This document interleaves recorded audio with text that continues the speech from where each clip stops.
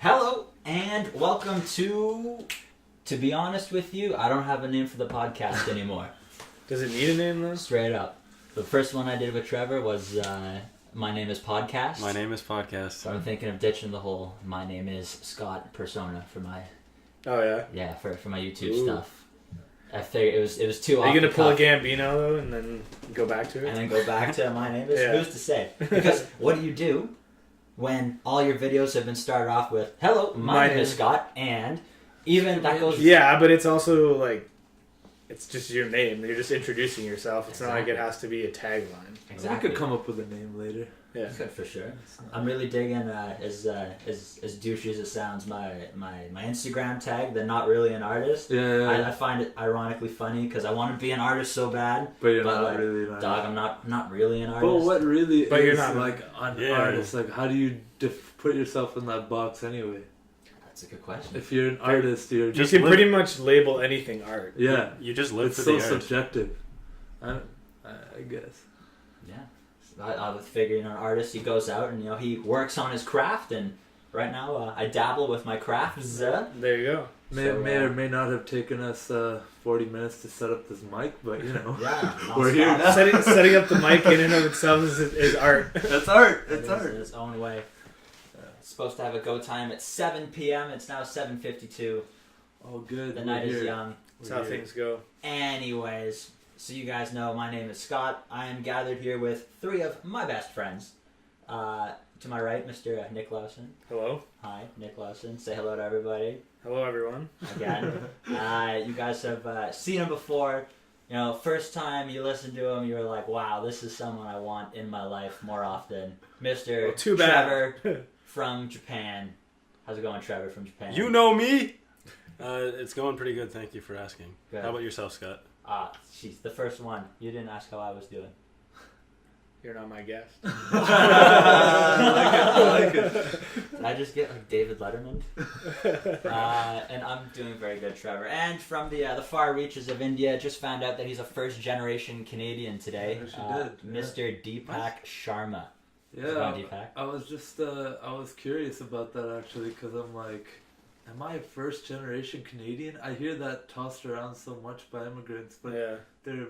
What's the actual definition? Yeah, because they're usually born here. I'm not actually born here, but I've lived here my whole life, and I have a Canadian citizenship. So, am I a first generation? And Scott clarified. Yeah, I think it's the family that landed. Right. Our first generation. So my kids would be second generation. Anyways, I'm good. Thanks for asking. How are you? Wait, your parents would be second generation? No, my parents would.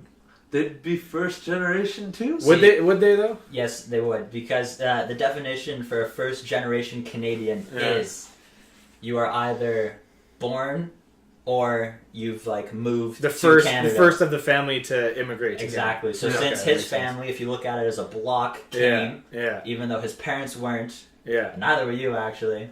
So you can have multiple first people, multiple generations within your family can be first generation, but then after that first generation, it's successive generations. Yeah, exactly. Yeah. So Deepak, when he has a bunch of little they're automatically second. Yeah, they'll be second gens. Yeah, it's interesting. Unless they're it not makes even sense Canadian. when you think about it. Yeah, you never know. Who knows? You might not have kids in India. Norwegian, maybe. There might not be a Canada. There might not be kids. Wait a second.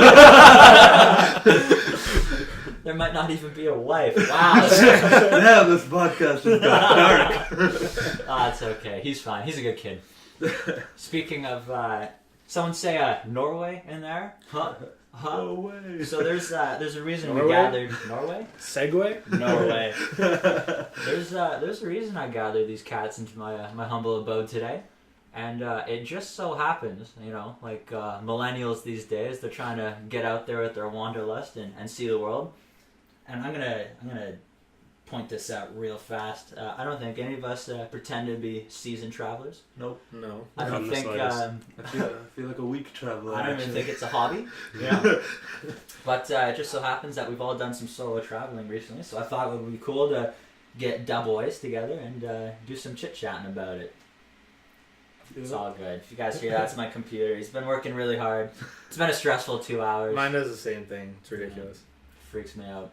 But yeah, so we're here talking about solo travel today. So let's go around the circle real quick, and let's just talk about where we went, and like physically, not emotionally. We'll get into that a bit later. But I don't know. Emotionally, I'm still there. I never left Europe. Some way out. And it never left me. Oh God, I love it. So we'll start with that, Mr. Nick. Where have you been, dog? Where have you been? Recently, it was mostly within. I don't know what part of Europe you would define it as. I guess mostly like Central Europe. So I was studying in the UK, and then during April we had a 3-week vacation. So I took that time to go out and travel. Don't you love how they have a 3-week vacation? Yeah, it's amazing. I was about to say that. That's ridiculous. The weird thing though is that you have that, right? Like you do like 11 weeks of school or whatever it is, and then you have this 3-week break, and then you come back and you have 1 week, and then after that 1 week you do exams. Yeah, that's crazy. So it's like you have you go on vacation, you forget like however much of what you just I don't know studied. about you, man. In the back of my head, I still had exams like looming, but I'm like, it's a break. I'm just chilling. I just tried not to think about it, Yeah. and I was like, whatever. At this point too, the way my credits transferred over, it was either fail, pass, or outstanding pass. And but outstanding pass was only 70 plus. What? Oh, So I was like, man, even if I don't study that hard, like I feel like I'm well versed enough in this sort of like because the only thing I was doing while I was there was political science, which is my background at home. Mm-hmm. So I figured I was well versed enough in that sort of thing that even if I spent less time studying, I could still do well enough that it wouldn't be that hard to get the outstanding pass. It's crazy. Yeah. Not to mention, you're on exchange. Yeah. Are you really there to study? No, of course not. I mean, to a degree, yes, because you're trying to a degree. I like it. you're trying to. Part of the reason I went was to be able to look at my field from not necessarily a different perspective, but to a degree. Again, a different perspective. Sorry, and just see it from. I mean, I know it's still the Western world, so it's only so different. But different enough, though. Different enough that exactly. And one of the classes that I was taking was specifically about Scottish politics, which I didn't know really. Well, I mean, I knew like the bare minimum. Sure. Like, for example, who was in charge. That's about it. The communists, right? Communists with haggis? Yeah, of course. Of course. So, yeah, it was interesting to see that. But, yeah, I had enough of a background that I wasn't worried about. It wasn't really in the back of my head while I was traveling. Now, quick side note over to our buddy Deepak here, because you did exchange in Norway. All right. Was it the same grading system as he had, or did he luck out? Actually, I may have lucked out even more, because for me it was just pass or fail. Yeah, I know. What? I know. Depending on where you go and depending on what school you came from, sure, it varies. Like some people that I was studying with there only had pass or fail. Yeah. But another interesting thing is mine. The level for pass was 40 plus. Oh wow! So you had to be 39 or under to fail. How do you do that? Exactly. Like you pretty much have to put in. Try. Yeah, exactly. Try. That's one of the things for me that I found so weird in high school. It's like, how do you fail so badly in high school? Just don't care. And you just like obviously, there's certain classes that are much harder to pass than others. Mm-hmm. But if you put in like the smallest effort while you were in class, realistically, most classes you would pass. Mm-hmm. Yeah, I always thought the same thing, but then there's so many other factors. Of course there is. I know, but it's just so weird because it's like to you're like, bruh, I know a 50. Yeah, we're talking about a 50. You're talking about like just show up. Yeah, just sit down. But to some people, you can't even. Of show course. up. Yeah. And there's always unique situations going on with different people, so you have to keep that in mind. But in general. Yeah. So your pre-exams, You've got your 3 weeks. Yeah. You're based out of Aberdeen, Correct, Scotland, yeah. I do believe. Northeastern Scotland, yeah. Northeastern Scotland. So for your 3 weeks, what are a few countries you hit? A few of the stops, just generally before we dive in. Well, the stops were Croatia. I've heard good things. Dubrovnik? Or? Right. No, I think I kind of made a mistake in Croatia because I went to the capital, which is Zagreb. Okay. Which is kind of like it's completely landlocked. Okay. And it's kind of just in the middle. Right. So you whereas didn't like split or anything? No, which is what I should have done because okay, the coast is really the beautiful part of You live Croatia. better, right? Yeah, no, and I still really enjoyed it. Yeah. And if nothing else, it's given me like a huge want to go back and experience more of the country. You made it seem like we're like travelers with regret anonymous. Just like, it's okay, man. I made the wrong decision. What do I do? I was landlocked, just like, hi, Nick. Yeah. No. I still really enjoyed it. So it's not really a regret necessarily. Yeah, no need. Just like in hindsight, I might have chosen to go elsewhere in the country. And then from there, I went to Slovenia. Then I hit up Venice. Dude, Nice. I've heard such cool things about Slovenia. Do they got like all those caves and all those crazy there's lakes and stuff? Yeah, so I didn't do any of the cave sort of thing because I didn't really have time. But I hit up a couple of the lakes and they're insanely beautiful. Nice. I heard it's like Insanely one of the beautiful. most like underrated. Yeah, places there's a lake called Lake Bled. Uh-huh. Like BLED. I've heard of that for some reason. Because you told me about yeah, it. that was one of the highlights of my entire thing was. Is that the one with the church in like the middle? Yeah, exactly. Oh, So what it is it's That's a lake. It's not that big. Like I walked around it and it probably took me about 2 hours. Okay. But it's this picturesque lake. You know, we have big lakes in Canada. We do. We actually have like 2 million lakes in Yeah. Canada. So yeah, picturesque lake, nice forest behind it, nice little town on one side. It's not a very big place. Yeah. And then like that on its own would be maybe worth visiting. Mm-hmm. But then you've got in the middle of the lake a small island, a nice little church on the island, and then there's a cliff kind of on one side of the lake. On top of this cliff is a hundreds and hundreds year old castle. Whoa. And then, so if you're standing on the one side of the lake, you see the lake, the island with the church on it. Yeah. Behind that, the cliff. The cliff with the castle on it. And then behind that, snow-capped mountains. Woo! It's insane. Visual stimulus overload. Yeah. Too real. That's good. I love that. Slovenia, so you're... Trevor knows. It's true. So is this, like Slovenia and Croatia, is that, can we not call that Eastern Europe, or? Yeah, I think you'd categorize it as Eastern Europe, yeah. Because it's kind of like Southeastern Europe, right? Before you get into, like, the parts that were extremely communist. Sketchy. Yeah. Sketchy. It's all good. But it's all good. Yeah, and then, so like I said, Venice after Slovenia.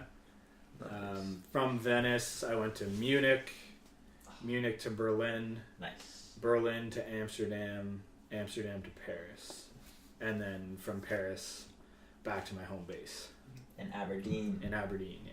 Did you see anything? Did you go around Scotland at all much, or? Not as much as I would have liked to have. Right. I did some parts, like I did, obviously Edinburgh, the capital, which is a beautiful city. Yeah. Yeah. Highly recommend it. Is it like pulled out of like the 1500s? No. I have dreams. It's fine. You can crush them. It's cool. I mean, it's like any modern European city, right? Like there's old castles aspects to it. Yeah, like Edinburgh Castle is old and really nice. Sounds old. And it's obviously got the modern bits. The modern bits. Yeah. Right on. But yeah, it's a mix, right? And the majority of your travels, it's just you. You're solo for most of it. Yeah. Like the 3 weeks, I was only not by myself for Berlin and Amsterdam. So 6 days out of 21, I was with somebody else. Right on. And then you, Mr. Trevor, our Trevoroo in Japan. Yeah, you already know. That's so sad. Again, which I think like out of the places we've been, like that's like easily the most unique place. Culture shock to the max. Yeah, that's like you're an average 6 foot tall Canadian to a giant among men. Yeah. No, absolutely, and like, well, that's one thing. Obviously, you stick out in that regard, but like people look at you differently, and it's weird. It's definitely probably one of the weirdest experiences to be looked at like that when you come from Canada, where nobody cares at all what color you are. It's just, okay. Another white guy. Another person. Like anybody is okay in Canada, but it's just like everybody looks at you a little differently. It's, there's a white guy up in like northern Japan. What the hell is he doing here? Especially when you're with your brother, like the smaller town. Yeah, just like rural towns, they don't see white people at all ever, unless there's like teachers there that come in from our countries, basically. Can you just imagine the neighbors of your brother when like you show up like towering monster tall with your suitcases and they're just like, another one. Is it true that it's like impossible to immigrate to Japan? It's very difficult, yeah. They're still like, this is our island and this is what we like. Yeah, the process is really, it's pretty lengthy. I think it's closer to what like they're trying to do with the States now as well. You become around the whole around all of the islands. You have to become a permanent resident, and in order to do that, you have to jump through a bunch of hoops. But to become an actual citizen, it's based off like what you have to offer. So like your credentials, like what you've done, like if you're a doctor, that gives you a certain amount of points. If you spent 5 years in Japan, that gives you a certain amount of points, like being fluent in Japan, all Japanese rather. You can be in Japan for 5 years and not be a citizen. Yeah, because you can become a resident. You don't need a visa. You don't need a visa to That surprises me, actually. Right? Yeah. it's like they just forgot about it. If anyone wants to stay, they could just stay, I guess. Well, not 100% like that, obviously. Like I had a specific amount of time I was allowed there for when I went, obviously. Right. But yeah, you can become a permanent resident, and I think like I said, you kind of have to for quite a few years before you're even allowed to become an official citizen. Yeah. But yeah, it's a pretty hard, lengthy process that you wouldn't do unless you're like super adamant about living there and staying there for the rest of your life. Yeah.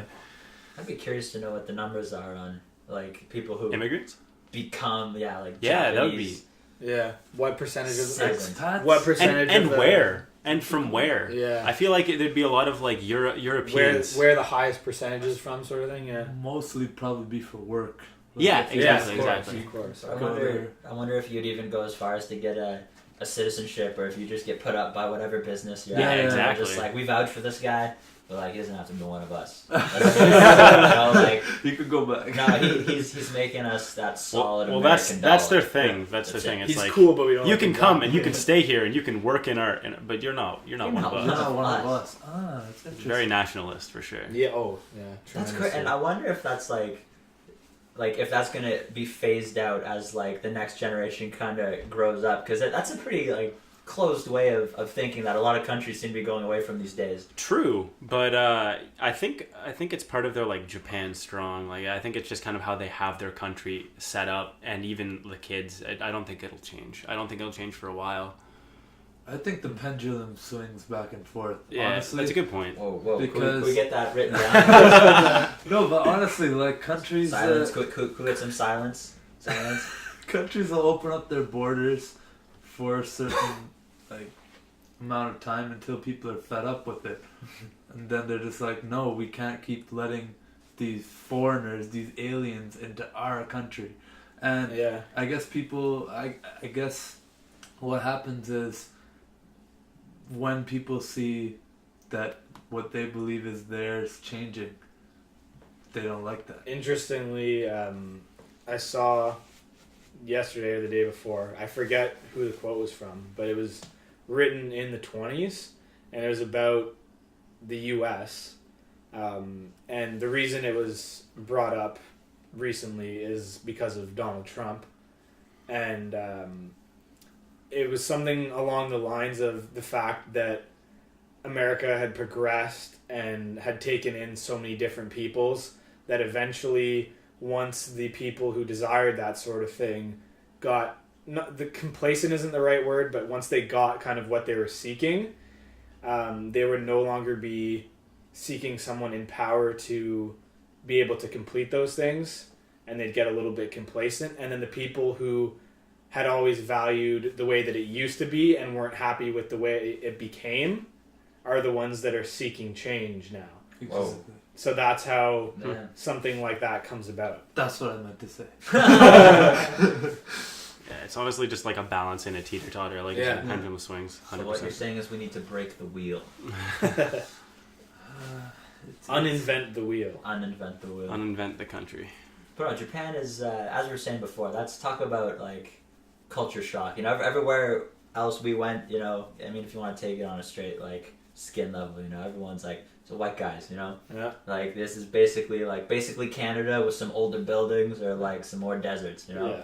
This is, like, it's a crazy one. And especially, that's why most interested here in kind of what you have to say and the fact that, you know, it's Asia. And you're alone. Yeah. You just got dropped. You're like, I'm in a plane, and then you could... It's why I hate plane travel. You get in, like, this tube, and then you get out of the tube. Whole new country, whole new time zone. Whole new world. Whole new people. It's honestly a whole new world. Yeah, I got out of the airplane, and I remember thinking, like, I see a bunch of white people around me. We're getting to the drop. I'm safe. I'm good. Like, we did it. We made it here. All of a sudden, I get into the airport, like, from the airplane, grab my luggage. Whoa. They're all gone. It's just me and a bunch of Japanese people. You only have that white people blanket for such a limited period Where of time. did they go? Oh my god. Everyone goes their separate ways. I can only imagine, like, you guys all get your bags and you're all, like, hurtled up, just, like, scared to, like, leave the pack of whites. And then one by one person leaves and you're just,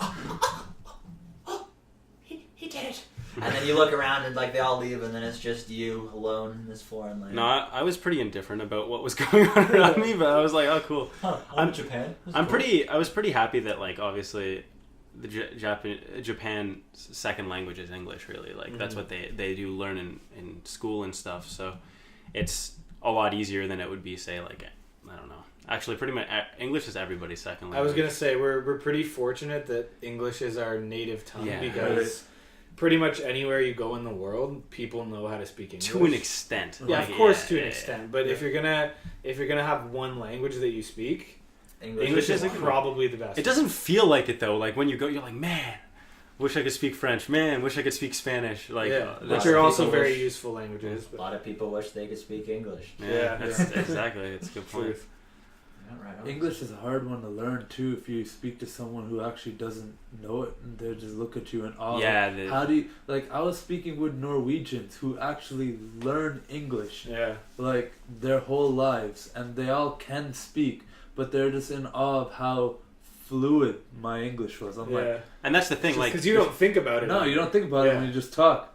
But they're just like, how do you, like, put the words together like that? I'm like. I just talk. Like, how do you speak in Norse? Like, it's so different. So different. Yeah. That's great. And that's up in Norway where you're doing.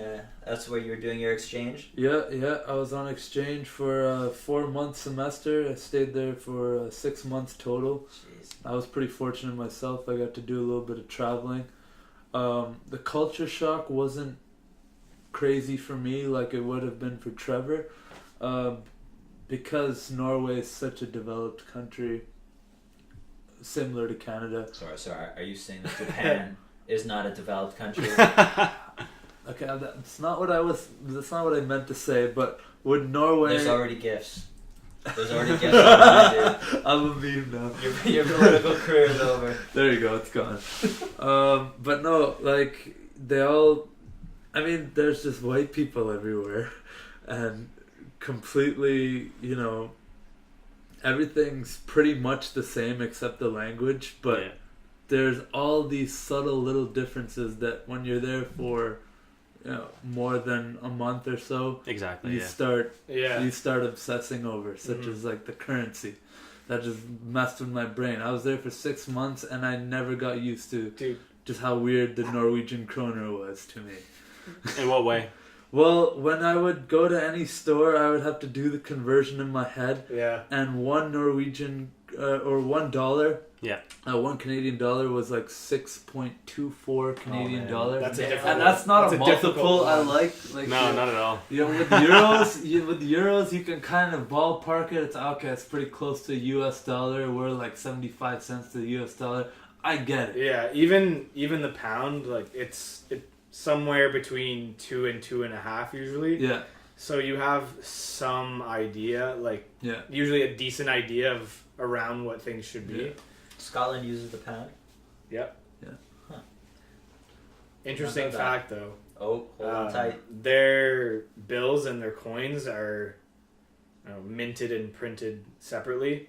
So if you take a Scottish note, like Sure. £5, let's say, Yeah. and try to use it in England, they might reject you. Whoa. Yeah. Whoa. Even though it's the same currency, sometimes they won't allow it. But if you use like British, Printed. like from England, And they like hate each other. they don't. Right?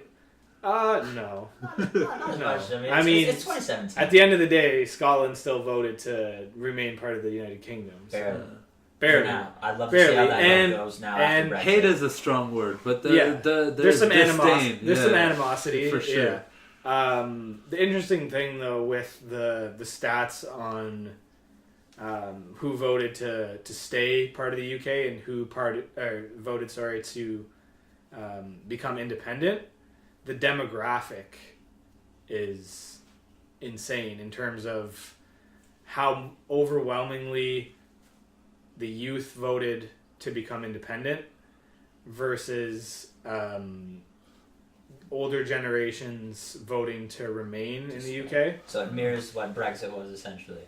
Yeah. Yeah. To an even stronger degree, I think. Yeah. It's interesting. But you have to look at it from the perspective of these people, like the older generations, I mean, have either been part of the EU, some of them since its inception. Yeah. Do you know what year that was? I don't. Do you know what year that was? Wow, both these guys went to Europe, and they don't even know when the EU was created. EU, I think 1960 something. Yeah, I was gonna say. Come on, we got a fact check on that. I We want to sure say can. 64, I was gonna but say I'm talking out of 60s, my yeah. ass. Late 50s, early 60s, I think is the ballpark. Uh-huh. So yeah, like a decent amount of people Mhm. have been there since the inception, and if we were saying 60s, that's going on 50, 60 years now, right? Yeah. So they've lived the majority of their life in that, and naturally people are resistant to change. Yeah. For sure. So it's the same thing with Scotland, right? Scotland's for pretty much everybody who's alive. I thought the older people wanted to leave the No. EU. No, they No, wanted man, to they stay, wanted to dog. stay. Really? Vastly. Yeah. The young people were fed up with being part of the EU. Yeah. Yes. 1950. Interesting. 1950. Yeah. There we go. Wow. Hello, 50s, Korea. 60s. I said late 50s, so I was Yeah. wrong, but No, that's all good. I knew it was sometime post World War II, It's fair. which makes sense. Yeah, that's good. So, it was Bergen you were staying in Norway, Deepak? Yeah, I was in Bergen, Norway, which is the second biggest city in Norway to Oslo. It's on the west coast. Really beautiful city. Surrounded by 7 mountains, and it was like one of those historic Viking port cities where all the trade it traces back to like the 1100, very very long time. Oh, Sure. Very, very long time. But it was absolutely amazing experience. Like, I loved every bit of that city. I knew going into it that it was going to be quite rainy. I heard that it rained something like 270 days out of the year. Wow. More than 50%.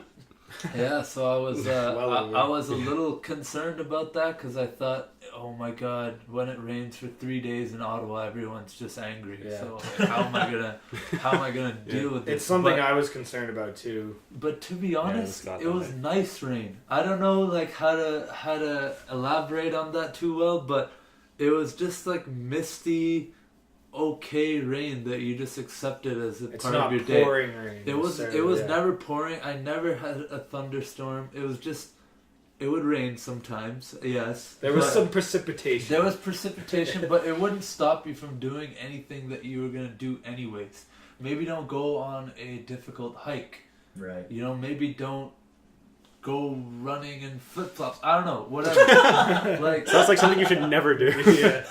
Hey, I mean, but when it was sunny in that city, everyone dropped everything and just went outside and enjoyed it because it's so gorgeous. That's I awesome. appreciate it a bit more. You do, of course. Like when, you know, obviously when it's always raining, the sun comes out, you're just like, this is amazing. For the listeners at home, he just raised his arms. Yes, up. I did. Stretched out wide. Yeah.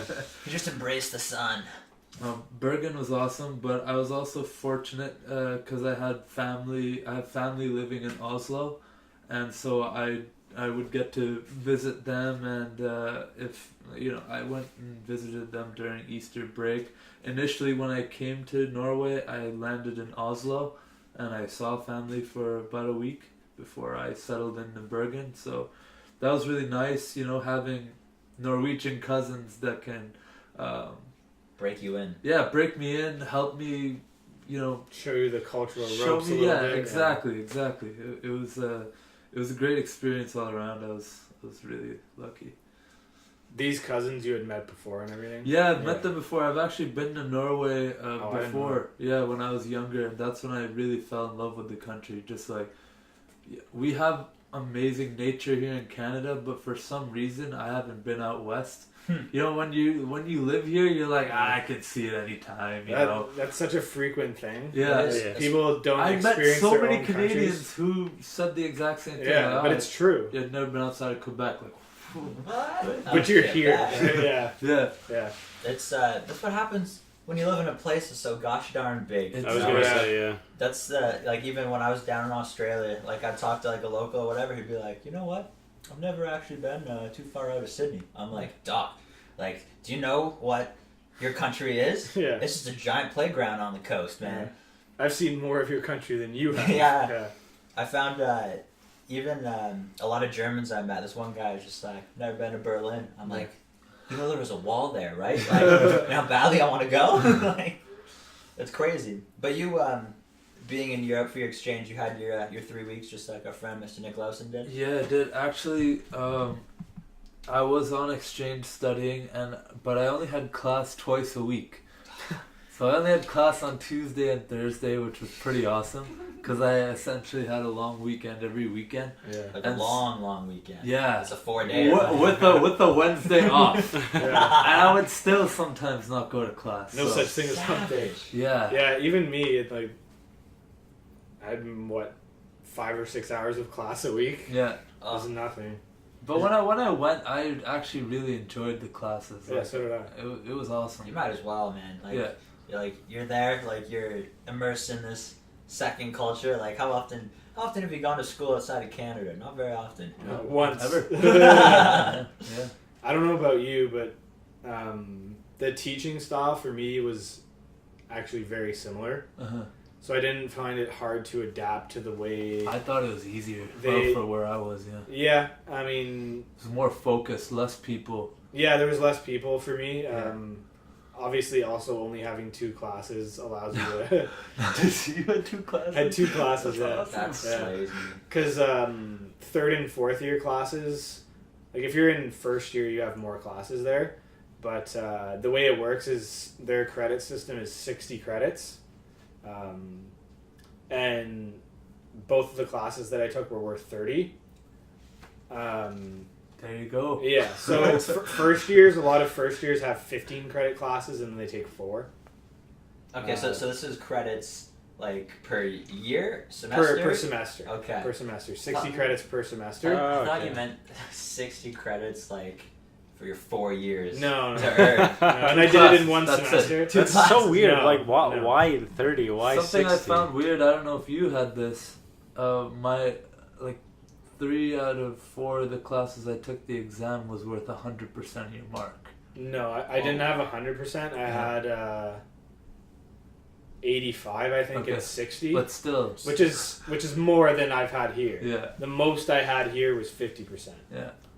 I don't think I mind that though, because it's like learn all the material, and then at the end of what I've taught you, how much do you know? Yeah, we're soft here. And then we evaluate you. You. Can't deal with that. Actually, I'd prefer it though, because it's but like you get 3 shots at your exam there too. Woo. Oh, I didn't have that. You get 3 shots at your exam? Yeah. That's crazy. what do you get? Like, what do you have to do with the other 2? You, like, just fail or not show up? No, well, it's not. They don't advertise it like you have 3 shots Yeah. to take your exam, right? But obviously, I learned the minimal effort I have to put in to get my credentials, right? So I'm like, I was technically taking master's level courses at the Norwegian School of Economics, which apparently is a very prestigious school in Norway. I didn't know because it's really hard to get in. And whenever I'd bring it up, people would be like, "Oh, and ho," because their H is ho. Anyways, but ho, if you will. And it was super bizarre because there were some people who were just like, I don't feel like going to the exam. The first one. Yeah, I'm like, wait, what? I'll do it on my second one. Yes, like, I'll do it later. I'm like, what do you mean you can do it later? It's like, you can write it later. So could you take the exam, and can you only redo it if you fail, or could I get in there with a 75 and be like, nah, I want to do better. Yeah. I think if you elect to do better, you have to accept a mark. There's some weird rule. You have to accept the new mark? Yeah, something so like that. So if you get 75 the first time, you think, I would like to get 80, 85, whatever. Yeah, something But you like go that. back the second time and you get 60, you have to accept the fact that you got 60 on the most recent. I mean, you're going to get a different test too, right? Yeah, of course you are. Yeah. Yeah, so it's a possibility. You would think. We would hope. At master's crazy. level, at a prestigious economic school. Otherwise, I'm going to do my master's in Norway. That's crazy Norway. Which is free, by the way. Yeah. For international students. Wow, What? That's insane. Why are we not all in Norway right now? So you paid nothing, or were you still paying Ottawa? I paid nothing. I had to unfortunately pay to Ottawa U still because the way it worked. They allowed me to go, so I'm not going to talk too much shit. I mean, it's kind of unfortunate. Because it's $5,000 down the drain that I essentially could have used on my living expenses / beer. What's the difference? Really? Same all. But the way mine worked is if you just went over there as an international student, like the same thing as if you come as an international student here, you're paying up the ass, right? Yeah. They love international students here. Yeah. Biggest but the way it works with the exchange programs is you're paying your own school's tuition, and then they swap the students. For right? sure. Overall, it's a benefit for exchange students. Of course, yeah. But some will you're just in a lose, situation where exactly. Yeah. But generally, I think, like you said, it works in favor of us because certainly if I just rent international school fees, like if you went to the U.S., I know it's insane. I think you pay like $100K or something to get a proper education at like a Penn State or something. It's like gnarly, man. Well, I mean, even Americans pay ridiculous amounts. Outrageous amounts. You wonder why the classes are the way they are in the States. It's a pretty clear answer. It's so many people can't afford the educations and stuff. I don't get how do you go into that much debt to get an education, and then you gotta find a job, and let's say you don't find a job. It's like a gamble investment. It's a really serious problem. I mean, student debt is in general is a big problem. Yeah. Is that a bubble that could pop? For sure. Yeah, I think it's about to, honestly. It's crazy, man. Debt is always a bubble. Yeah, that's true. I mean, I'm not an economics guy by any means, but I know enough that me neither. That debt is certainly a bubble that can explode. For sure. Because if you have all these people borrowing all this money and then no one's paying it back, what happens, right? Scary stuff, man. And it's bound to which is a societal problem in general, not just student debt, it's debt in general. He was looking at you, people are taking mortgages, they're financing their cars. Yeah. taking out loans for whatever. Credit card debt is a big thing. I mean, I know it's not, for most people, it's not at the same level as a mortgage or a car loan or something. Some people it gets up there, right? Yeah. Some people will like put a car on credit. Like, dude, that's 20%. Yeah. Crazy. People just don't. I don't think people understand the concept of credit. That's exactly it, though. They money don't. Doesn't exist. They don't. It's not your money. You don't have that money. Yeah. But then, whose problem is it really? Is it not the systems essentially for not educating people properly on how to deal with finances? Literacy, man. When were we ever taught in high school? I think we had a major problem with one education. unit in one math class where they talked about interest rates. But why would they want everybody to be good with money? They wouldn't. They wouldn't, yeah. Because if they do, everybody's good with money. Consumerism doesn't work as well. That's true. Economics doesn't. God, the man's a I mean, goes to Japan one time, comes back communist, doesn't even make sense. Yeah, everyone's a little bit socialist. Yeah, we won't get too into it, but it is an important thing to consider. No doubt. Student loan debt, isn't that, I've heard, it's like the only debt that, like, even after you're dead, like, it doesn't get erased. No. That one still needs to get paid back. That's savage. As far as I know. That is savage. If you file bankruptcy, you still have to pay your student loan debt. I don't know about it in the States, and I don't know exactly what the terms are, but in Canada, they've started, at least in Ontario, I think, they've started a program where your student debt gets reduced after a certain amount of time. Which is helpful. If you meet certain conditions, right. Which is like... Of course. Having employment or whatever else, right? Nice. They give us tons of help here. It's not the worst. Not impossible. It sucks paying for tuition, but it's a way more manageable now, right? People are coming out of university, max? I mean, I'm saying undergrad only. Yeah. Max like $50,000 in debt, which is still a ton of money. But give it a year, 2 years of like a decent paying job, and it's on, right? Yeah, I mean, if it's not going to take you... If you pay it off aggressively, my problem with people is when they take 15 years to pay back that money. That's rough. Yeah, why would you do that? Like interest keeps rolling. Obviously, it depends on your ability. Really and does. Your situation. Yeah, but if you're in a position where you have that kind of debt and you're not actively seeking to pay as much of it off as you can, and then you're out there driving a BMW or whatever else, it's like, man, where are your priorities at? Me, I'm obsessed with paying off debt. I don't know. Yeah. Ever since I had a credit card, ever since I took out a little bit of OSAP, I'm just like, I'm always thinking about, okay, I want to pay down these things before. Because you have your priorities in order. Even before saving money. Okay, you should have an emergency fund and you should have a little bit of money to spend for daily life. But anything else should be going to reducing that debt, because that's just... I mean, within reason, of course, because you still have to... No, but to be honest, student loans are pretty good debt if you want to... Of course they are. If you want to categorize you're investing that debt in something that... And it's pretty low interest rate. Yeah, and you're investing that money in something that you're hopefully getting a pretty large benefit out of in the long run. Hopefully. I still think it's nonsense. Yeah. I think it's way too much money to pay for an education. Of course it is. It's like, oh, this is a good investment, you know? They're like, if you give us this much money, we'll let you have a life. But look how bloated the universities are, though. But, yeah, exactly. How Ottawa U football team taking all of your tuition money. Like...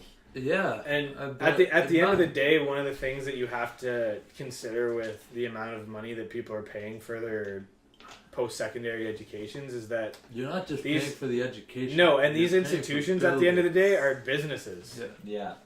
Like if you ask anybody who's done, I don't know about a 3-year degree, but 4-year degree at least, did you really need to be in school for 4 years? No. Probably not. Certainly myself, there's a good number of classes that there was no reason I needed to take them.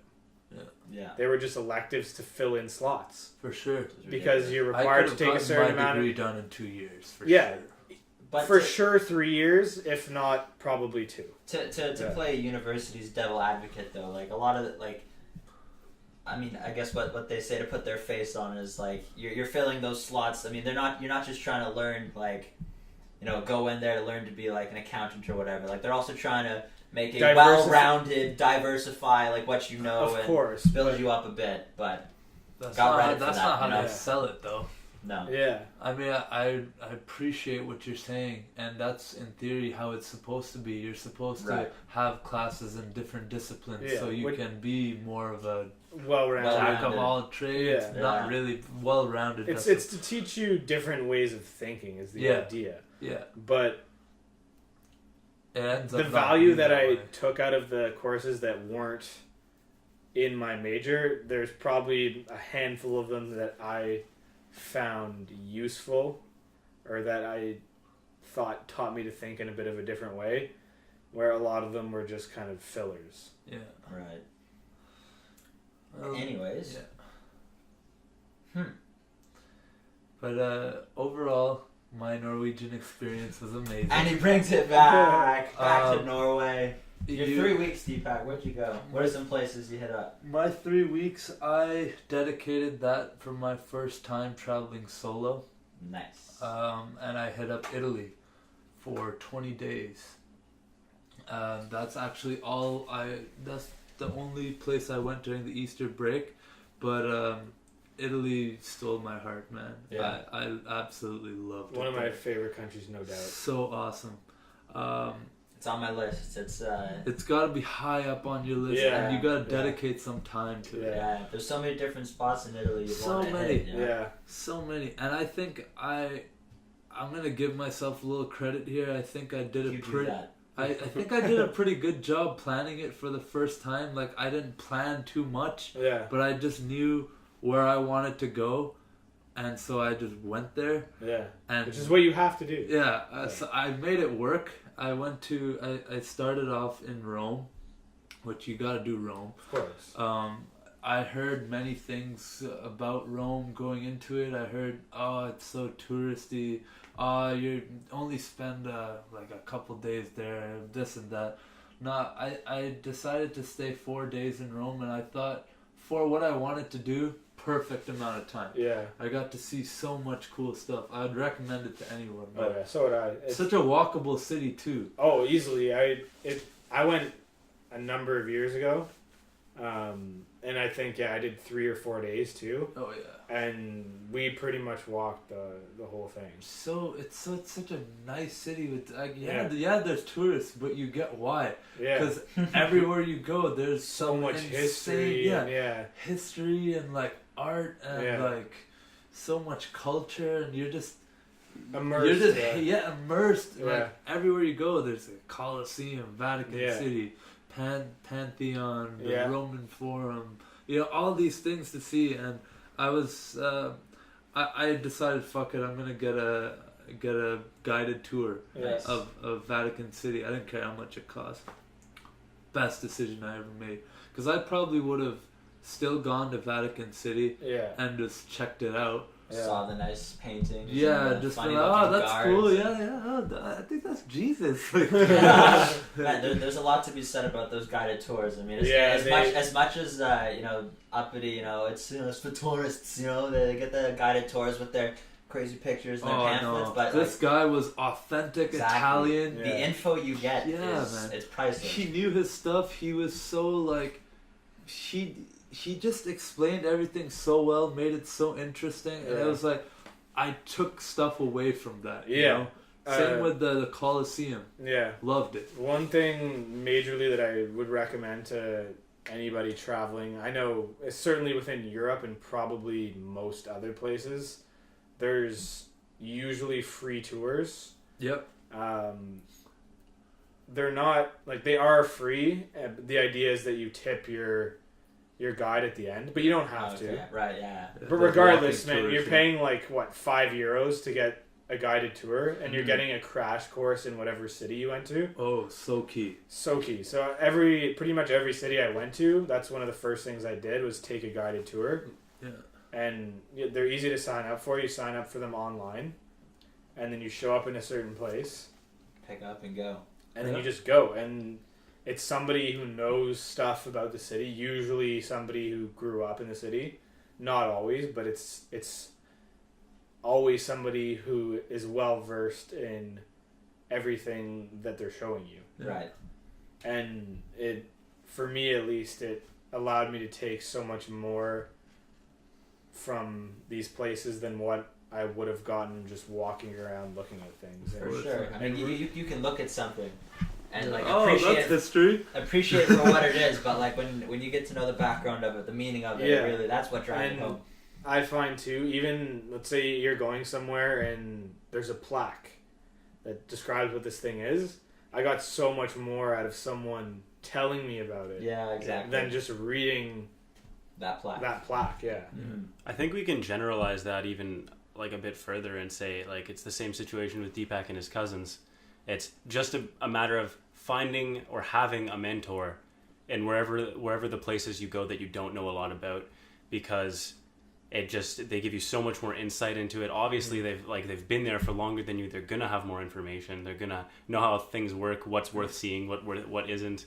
And you take what they say with a grain of salt, but it also helps you acclimatize to that. I think what you just said is like the basis of the whole couch surfing platform. Yeah. I haven't personally like done it myself. I kind of regret that. I wish I tried it at least once, but I've just heard so many amazing things about it for that reason. Yeah, exactly. Because you stay with a local, you get that different perspective. Yeah. You get to kind of know the ins and outs of a place. Or like, you know, the worst thing is tourists who go to any city and just... They don't interact with locals at all. Yeah, they'll go to Burger King and get their Starbucks coffee. Yeah, and then, it's a terrible idea. It's like... If you're not interacting with the people who are from where you're going, you're missing like a good portion of the experience. Yeah, for sure.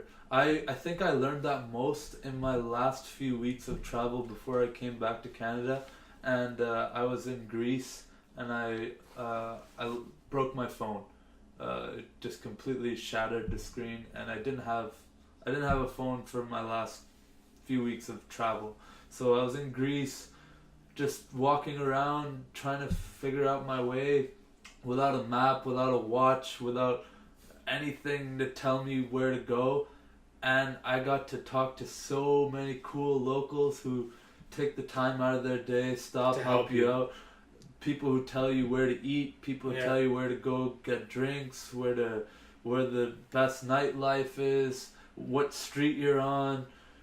All it takes is you asking. Yeah, I probably wouldn't have done that if I was staring at a screen. Yeah, exactly. Yeah, I mean, certainly my phone when I was traveling was a massive tool for me. I'm not saying that anything against the phone. Well, I know, but and that's sometimes you gotta put it away. That's where I was taking it. Is like, as much as I could not use it, that's what I did. For sure. Because you're almost better off, asking somebody. Yeah. Because you're gonna get, even if it's your phone can tell you anyways, you're getting that little bit of it's interaction with people, that extra. Yeah. It's so when like. In Australia, because the times are so like just blanked across. Oh yeah, we're all talking about our travels. This fucking guy, Australia. But with the phones, because like when I first showed up, it was like, I mean, well, like anyone else, pretty surreal. It's like, I actually made it here. Yeah. Been traveling for 30 hours and I'm finally on the ground. You know. But a big thing for me, my first couple of days was on the phone, because I was like new city, first time I've ever done anything remotely close to this before, right? Like, and my first hostel experience was like advertised AC, no AC, like 9 other people in the room who are like responsibility skippers, like they pay by month and just find money where they can, and they've been like fams for like months, and I'm just like, oh hey guys, how's it going, you know? And I was just like, wow, these guys just like have sex with each other and go out on Tuesdays, and I don't even know if they know what city they're in. So honestly I was freaking out. My anxiety was like through the roof. So when it was like daytime here, I'd be like texting like, you know, like my girlfriend or whatever, just like in touch while I go on my walks and do whatever. But then it's like, girlfriend's gotta go to bed, it's 1:00 in the afternoon. And then it's like, it took that time to be like, well, I've got no one to text, everyone's asleep, you know, put the phone away. where you can actually like start your trip almost, you know, with exactly, man. When you cut those ties. Sometimes you actually even feel, I don't know if you guys ever felt this way, you feel kind of this weird like guilt when you're traveling that you're not doing it as well as you should. Unbelievable, man. And that can really ruin a trip. Yeah, it does for a lot of people. For sure. You're like, oh man, I'm here, I should be doing all these things, but I just wanna text like my people, you know. But it's like breaking those shackles almost. It is. And getting out of your comfort zone. That's what so much of traveling is about. But I think there also is something to be said, like when you're traveling at a place for, you know, like months on end, or like for me, I was 28 days, like I was like a February month, you know. And I'm just like, oh, I gotta go out every night. You know, I gotta do something to do. But like my body was starting to get run down. I'm like, you know what? I'm gonna crack open one of these Australian beers here, and I'm gonna watch House of Cards in my bunk tonight. Dude, there's so much beauty in that, though. There is. And just like you don't have to, like you almost have to tell the voice in your head, shut up. Yeah. I'm gonna do what I want, and that's like a segue. Like we've been talking about solo traveling, but I think that's one of the best parts about it. It affords you that luxury to do what you want when you want to do it. Exactly. Yeah. And I think that was the when biggest we all thing went for on me a hike. usually. When we all went on a hike, and you were telling me about that, like solo travel is so awesome because you get to do that, right? That's what I loved about it the most, and that's why I said that, is because the biggest thing for me, I mean, certainly I enjoyed when I was traveling with other people because you get to share the experience with somebody else. Yeah. But the best thing about being on your own is that you choose what you do, when, for how long. If you're not enjoying it, go do something else. Oh, you don't know how many times I would just go sit in the park. Yeah. Yeah. Yeah. Just watch people. And you're not worrying about whether the other person is enjoying it.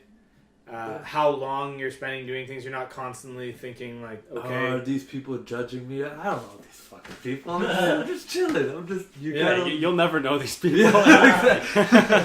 Exactly. It's cool, man. I love it. That was for sure one of the biggest things. And on the point of getting kind of exhausted, if you will. Yeah. Like me, it was 3 weeks straight, which obviously is less than you, but still 3 weeks. Yeah, exactly. But I got burnt out. Yeah, for sure. sure. I was spending 3 days, not even 3 full days in each place, and I was trying to do everything that I wanted to do while I was there. Yeah. Which is a lot. Yeah. And towards the end of it, I just couldn't go out at night. No. I couldn't do it. I was done at, like 8:30, and then I would go back to my hostel and I would plan my next day, and then I'd go to sleep. Yeah. That's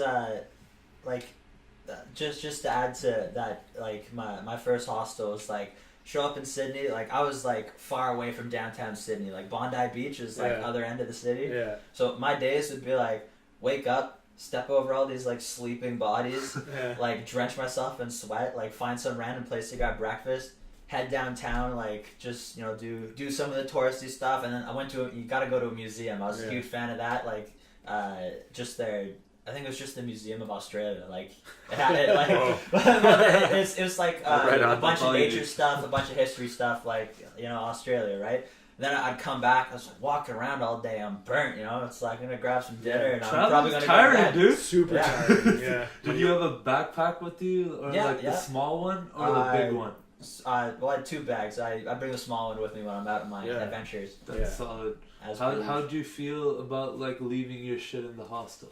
So sketchy, man. I was just like, their lockers. They're like, well, you could pay for lockers. I'm like, I don't really have all these Australian coins just to go. So I had camera stuff there and laptops. So I just like put it underneath the blanket and just hope for the best. Yeah, that's basically what most of the honestly 99% of the time I felt okay with leaving my stuff. Once I got to meet the people in my hostel. Yeah. Once I got a feel for them. There are a few sketchy ones where I'm like, which I'm is gonna just unavoidable. take my bag with me. Yeah. Or I'm gonna lock this bad boy up and like keep all my valuables on me. Yeah. So if anyone wants to steal my clothes and my toothbrush, Yeah. so be it. That's what I tried to do. Is I didn't bring. I mean, obviously, I had the luxury of having a home base somewhere Close by-ish. Close-ish. But when I went, I didn't bring my laptop. You go like... I didn't bring my good headphones. Right. Like, the things that I had that were worth anything was my phone, which I was bringing with me every day. That's pretty much it. Bringing it back to Italy for a second. So many people warned me about Italy being super unsafe and like people will tell you that anywhere. You're gonna get pickpocketed. Yo, watch out for all your stuff.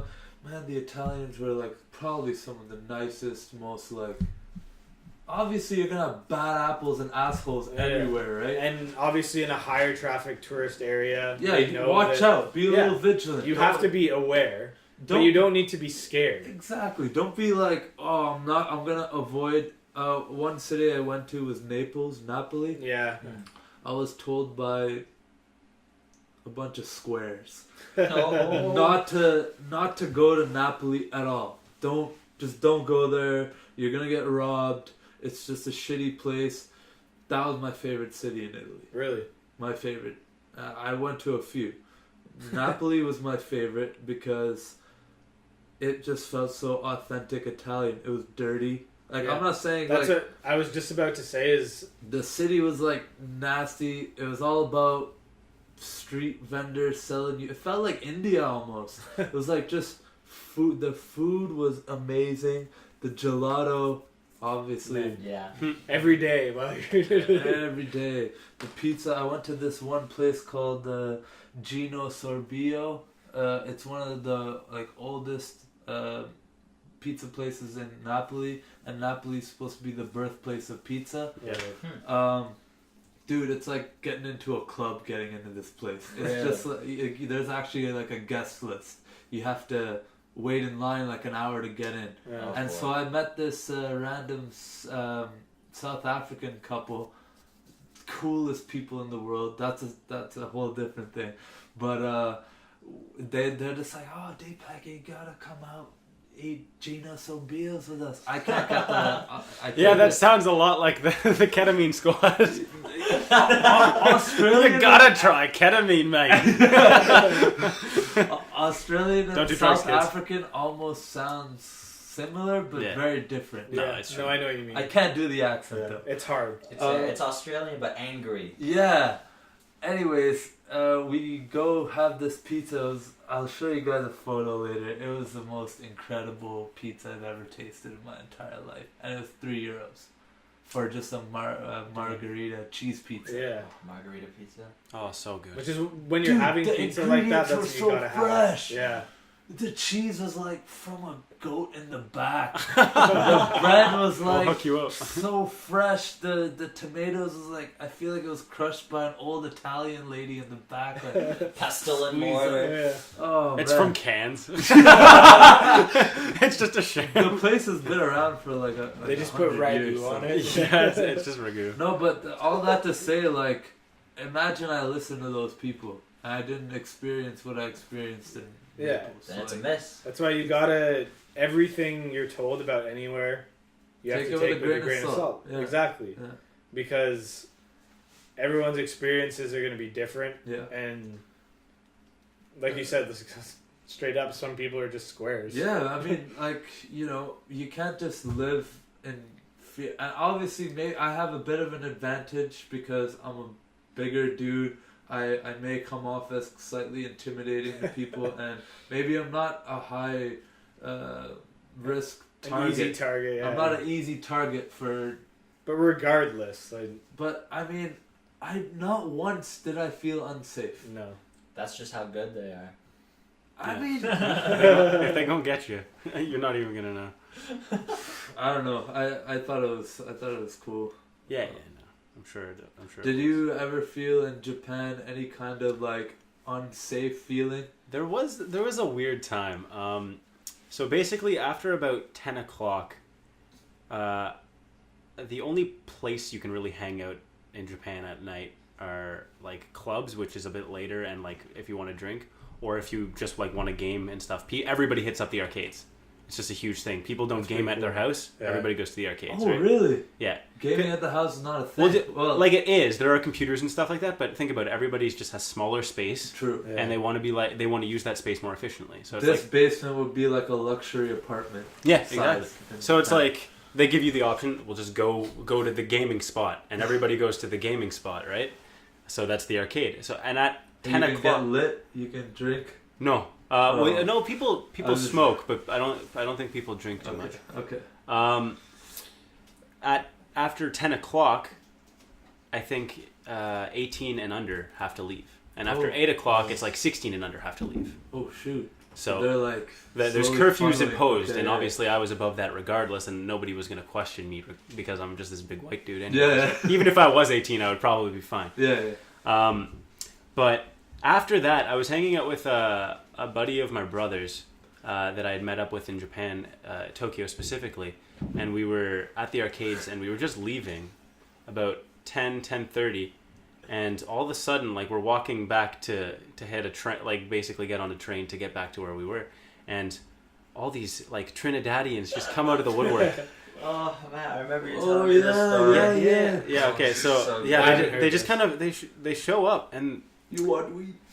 Basically, though. So yeah, it was they just kind of came up to us, started following us as we're walking. Like, "Sup, brother? You all good for tonight? You got everything you need for tonight?" Yeah, I was like, "Yeah, we're fine, thanks." Just get speaking perfect English. Yeah, of course. Okay, wow. Yeah, okay. It's 100% like the nightlife in Tokyo. Target, right? The nightlife in Tokyo is a different kind of tourist trap. It's very much the prostitution ring comes out, all that stuff. So it's like the drugs. So that's why they send the kids home. It's like, go home. This is not for you. Yeah, well, that like they can't control that, but also it's just like we don't want our high school students out that late because they're not going to be doing anything good, right? True. Like they should be in bed or studying. Seriously though, but it's just good practice, I guess, in that respect. Who would have thought? But like, yeah, the fluent English. I don't. And yeah, there's just a bunch of them from different places, and then you like the odd Asian guy just like yelling like, "You want to suck big Asian titties?" And it's like, not particularly, but thanks. Well, if I'm being honest, yes, but I don't trust your demeanor, so I'll try my luck elsewhere. I don't know what your selection is, and I'm good, but I appreciate your offer. Yeah. Oh, that slays me. So like, it was just pretty bizarre because you get a lot of guys like coming up to try and like shake your hand and like come to our bar, man. Like, did they make you feel unsafe? You're just uncomfortable, and I think as a result you feel just a little like on tilt. So I wouldn't say I felt unsafe. Like I didn't think any of them were gonna pull a gun on me or anything. Like that's just not the kind of place it is. Yeah. But like it's a dense city at night, and people are approaching you for the wrong reasons, essentially. So you're obviously going to feel a little off. So that was the only real time that I felt like even remotely unsafe. I get it, man. Yeah. Like even me, when I was in Barcelona, actually, I was only there for a few days, but that was like the only place where I didn't feel uncomfortable. But walking through the streets, there's this one really major street, La Rambla. And there's just a bunch of Bengalis and Indians and like African, like Nigerians and like African Nigerian. African American, African Nigerian. It makes sense, man. You're American Nigerian. A bunch of just like, these people just coming up to you. Hey man, what do you want? You want crack? Whoa. Okay. Whoa. How about a hello first? It's like, hey buddy, you want marijuana? You want marijuana? I give you marijuana, bastard. Then they'll just show you like a fucking. That's like in a tissue paper. Like it's in a tissue paper, just like a big clump of like really a big bud. Shake. Yeah, just like horrible looking weed. The worst. Like, you want weed. marijuana? I know you smoke. You You want marijuana? I'm like, nah, man, I'm good. Like, but it got to the point where I honestly couldn't justify, like, I couldn't give these people a response, man. I just had to, like, just walk. Ignore them, Because the second you respond, like, you're invested, like, you're in, and then you don't know if his buddy's gonna rob you or not, And, like, they're all selling beer cans. They're all selling cold beer. Like, you want cold beer, like, they would, I guess, buy it at the store and sell it for profit to tourists. And also, there's a very popular scam where people will get you to buy something or ask you for change or whatever else. So you have to be really careful, because the idea is that, like, the one guy is at the corner of the street offering you whatever or asking you for change. You open up your wallet. You give him however, like, whatever small amount, right?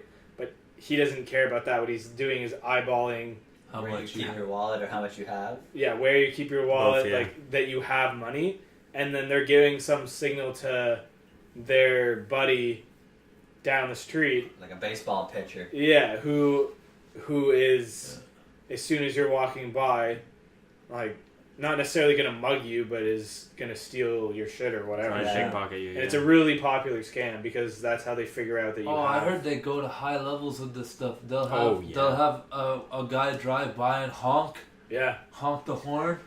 I've heard about this one, but I've never seen it in practice. But someone will throw like something at you, like even a baby. Like people will throw a baby at you, and you're obviously gonna catch a baby. And then they'll rob you. They'll take your purse. I've heard that one too, man. Yeah. That one freaked. I was actually on edge, worried about. I hope nobody throws a baby at me. Jesus. Honestly, because man, what you have no option. Are you gonna let the baby fall? I would straight just let it hit off my chest. Sup? You might want to pick up your baby. Student said, "Do you drop this?" Was there a city in particular? And this is an open question, where you thought accommodated being a solo traveler, basically accommodated you like the best in order to, I don't know, meet people or get out and do activities that could be targeted towards, meeting other people, grouping. Like for me, for example, and this is my favorite city, it's my favorite city I visited when I was in Australia, and it was Cairns. That's Cairns. Yeah. My favorite thing to say is, that. I didn't know that's how it was pronounced. Yeah, I've heard of the city before, but I never knew that's how you pronounce it. Yeah, that city's name is super unfair to everyone except for English and Australians. Why? Because it'd be like, "Hi, I'm coming from Brisbane. Oh, where are you going next? I'm going to Cairns. Cairns? Oh. Cairns?" It's like, "What are you talking about, Cairns?" Like, I'm sorry. Would you like to go over the spelling? Because I see an R. It's like, "Oh, you're talking about Cairns." But when you accommodate for the accent, you can hear the R. Yeah, you can hear it. It's there. But the reason this city is so great is because you're starting to get, you're going north, so you're getting into like the rainforest, the more tropical areas, right? That's the Barrier Reef starts at Cairns pretty much, and then wraps around up top. But the reason I love this city so much is they have like such an emphasis on like activities at like the center of the city, in the sense of like there's like a big bay. That's what the city's on. The city's, goes deep into the mountains, but then by that bay, you can't really swim there because there's crocodiles and jellyfish. And like a deadly combo. Yeah, you just don't swim when you're in Queensland. It's just not something you do. Dude, that's so weird. I'm sorry, I have to interject Please. here. I actually had a nightmare last night where there's gonna be a nuclear war. Sure. But for some reason, the only place that was safe was this like ocean. Like if you went into this ocean, you're not gonna be affected by Atlantis. Yeah, continue. Okay. I didn't even know. Okay. And you were there. Oh, cool. You were there. Nice. You weren't there, man. Sorry. I was waiting for that. I was like, it's too good to be true. Yeah. And there were these really deadly, those Australian jellyfish. The box jellyfish? The ones with the really long tentacles. He's gesturing like these things are massive. Which they can, like that's not out of the realm for Like box human jellies. size, yeah. I thought the box jellies were really small. Not necessarily human size, but you can get. The box jellies. There are other stinging jellyfish. You get the jellyfish that are they're actual, like the blob part of it is not that big. The tentacles go so far down. Yeah. Our anatomical knowledge, the blob. It best illustrates. It's true. It's true. You can't call it the brain. But it obviously has a name. Long story short, there's great white sharks in this ocean. Oh, cool, there's this just the worst swim you have to do, and for some reason you can only swim. You can only swim to safety. There's this one like little boat you could get on, and you had to swim. And so we swam. I got fucked up by these guys. It was like one of those vivid dreams where like the pain was. I felt the excruciating pain. Yeah. Anyways, continue. But and Queensland's crazy for that. Like, you just don't go in the water because jellyfish and crocodiles. And like you think it's like, how often do crocodile attacks happen? I went as far north up the coast to this place called Cape Tribulation, and that's September. So I was there February. So long enough ago. Like two girls got grabbed. They're just walking along the beach. Croc's like, I'm about this. Grabbed it. Can't take two. Takes one. It happens. Mental scarring for the rest of the life. Oh, it's crazy.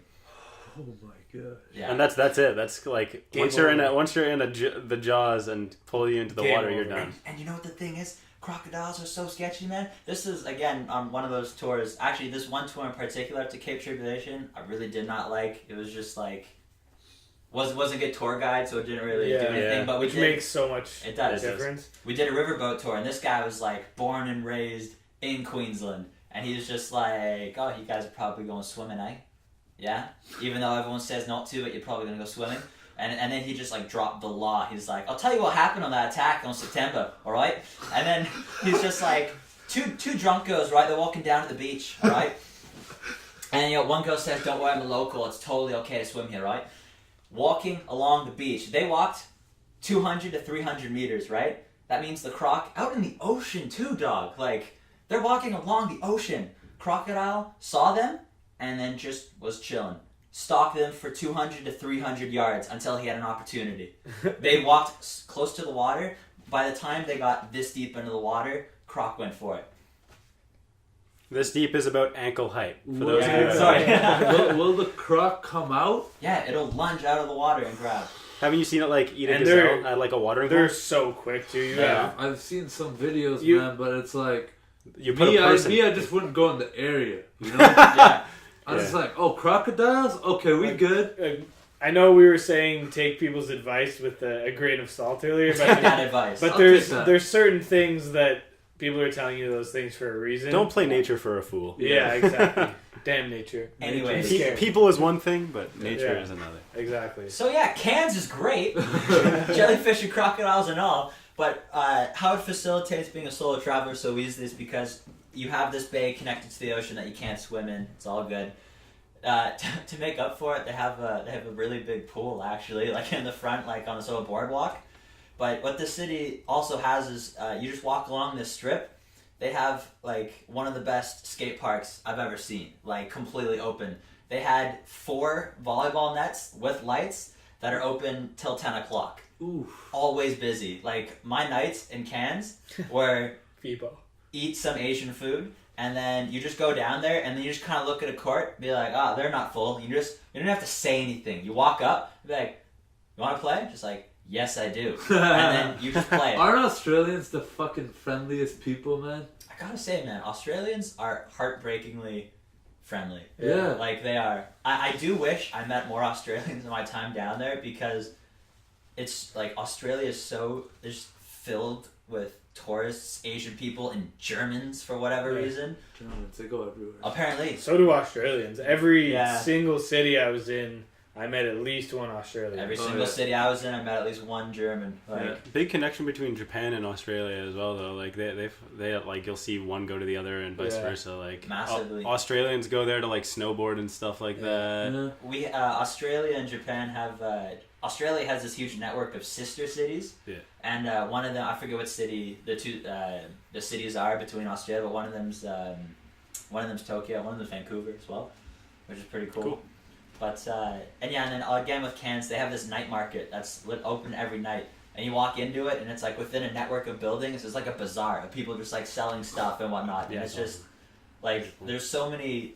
It's not any clubs. There's just bars. There's some pretty crazy bars. Gilligan's for sure. Okay. But it's a great spot. Would recommend. 10 out of 10. Good time. That's awesome, man. Yeah. I swear some cities are better for solo travel. 100%. Of course, absolutely. Yeah. Like for me, I'd say it'd be Lisbon, Portugal. Portugal. Like that city, there's something like. There are some cities where when you're traveling solo. It kind of, I wouldn't say it sucks, but you feel alone. Like, how'd you feel in Venice? It was fine. I felt okay in Venice, honestly, but just walking around seeing all the couples, it's like, all right, man, I get it. Like, yeah. I get it. Not only am I alone in Italy, I'm alone in life. I'm alone in life, and this is obnoxious. you start in your head just be like. It's a stupid couple, you know? Yeah, no, Venice. Nice hat, buddy. Venice to me was very. You're not gonna do those romantic things alone. Of course not, but it was just too tourist centric. Honestly, it was very touristy. But I didn't mind that part. It's beautiful, but it was probably the city I enjoyed the least, to be honest. Yeah. Yeah. I didn't mind Venice because I kind of knew going into it how touristy it was. Yeah, and so I kind of prepared myself. All right, I'm going to see lots and lots and lots of tourists. Yeah. Let's just get over that now. But it didn't bother me that much because I think I chose a really good time to go to Italy. I went like right before high season. Mm-hmm. So like end of March. Yeah, I was there in April. Yeah, so it's kind of nicer when you have less people, and still there's a lot of people. No matter when you go, there's gonna be a ton of people. Yeah, but back to Portugal, I just loved walking around Lisbon. It was I think made for people to just walk around and get lost. There's all these castles and like tram networks taking you everywhere, cobblestone streets, like that's pretty popular in Europe in general, but just it felt authentic there. Yeah, everyone was just so nice, and I love the Portuguese language. It just sounds so nice to me. I loved everything about it. And there's this one town about an hour and a half outside of Lisbon that I just fell in love with, called Sintra, Portugal. I uploaded a few photos on Facebook. I don't know if you guys saw. There was this like amazing colorful castle. There was this ridiculous park.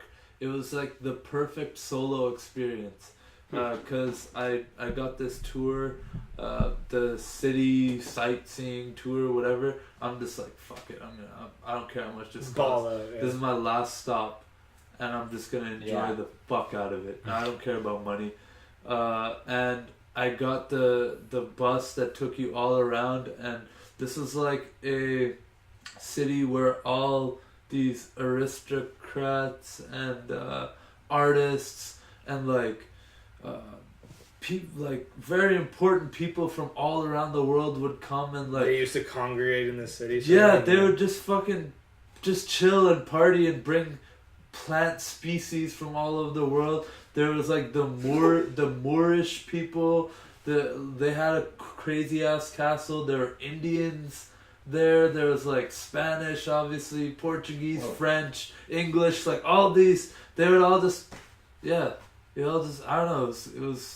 It just felt amazing. You would love this place, bro. Cause I feel like I'll show you some photos later, but just the species of plants, like they're not supposed to be there. Like they brought them over. They're brought in, and they were just so. I've never seen trees like that. That just made me like. I was sitting in this park for a few hours, just like looking around, just admiring. And they'd have like some like Islamic temples, and like they'd have some different, all kinds of different monuments, melting pot of cultures, and it was like, I loved it. It was perfect for traveling solo, but probably be awesome with friends too. Like who's to say? Who's to say?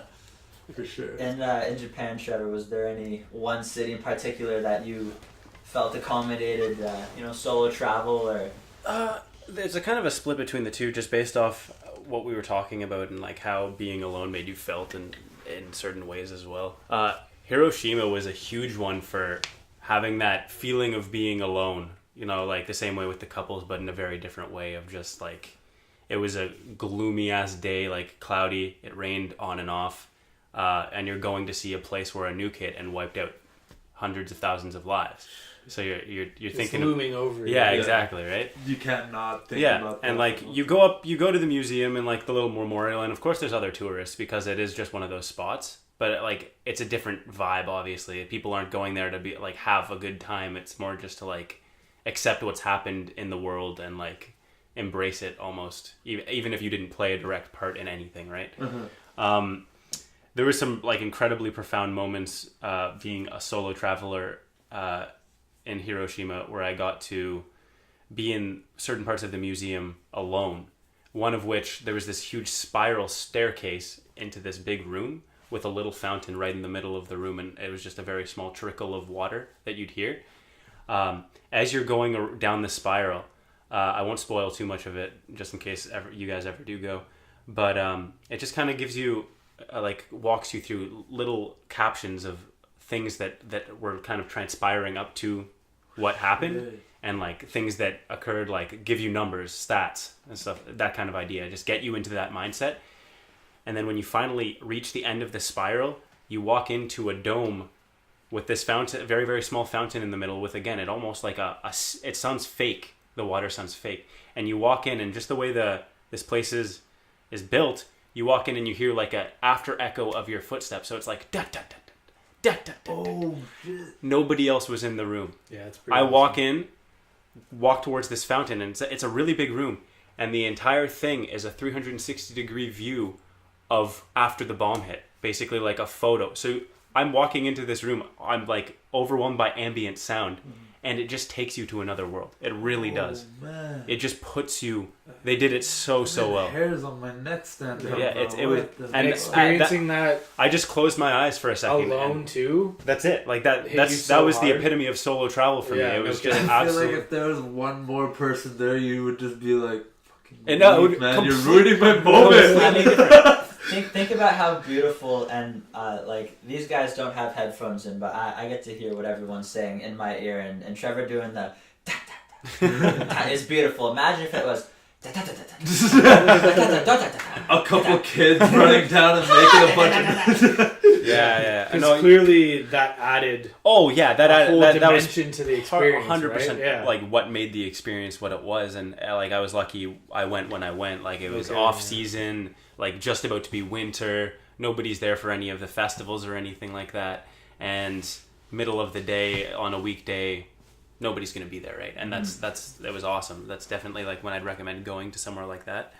But yeah, it was just super cool. I definitely just kind of zoned out, and I really, really took the moment. There's so many times where you think this is a very cool moment, but you kind of let it slip through. You're just enjoying it, right? Yeah. It's so important to be mindful of what you're doing and just really remember it, because you're going to remember that time. If you're having that much fun, it's for a reason. Yeah. Take the second, close your eyes, take a deep breath, and dwell on the feeling. Yeah. Be like, this is like a profound thing I'm feeling, and that's exactly what I did. It just like it was otherworldly. It truly was.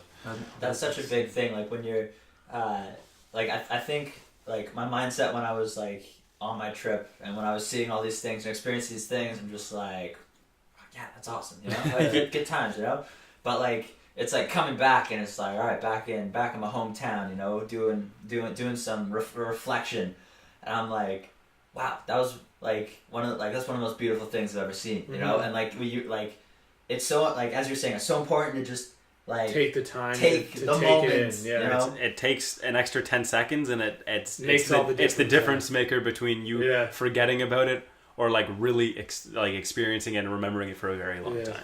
It's like it's so easy. Like you never know the best moments in your life are happening while they're happening. Absolutely, yeah, it's true. It's your reflection after and thinking it. Mm-hmm.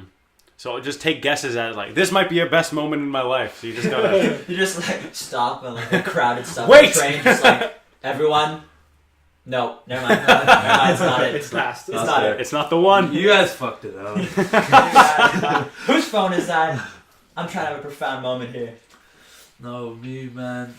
I felt that so many times over the last 6 months that it's kind of like I haven't, even since I've come back, I haven't been able to just sit down Digest and, like, it, yeah. digest Process it, yeah. what the fuck did I just do. It's such an overload, man. It honestly is. I'm really happy though that I did sometimes, not as much as I'd like to, not as much as I probably should have, but write down my experiences. I tried working on that, and I did it sometimes, but my problem is when I would do it, I'd write too much.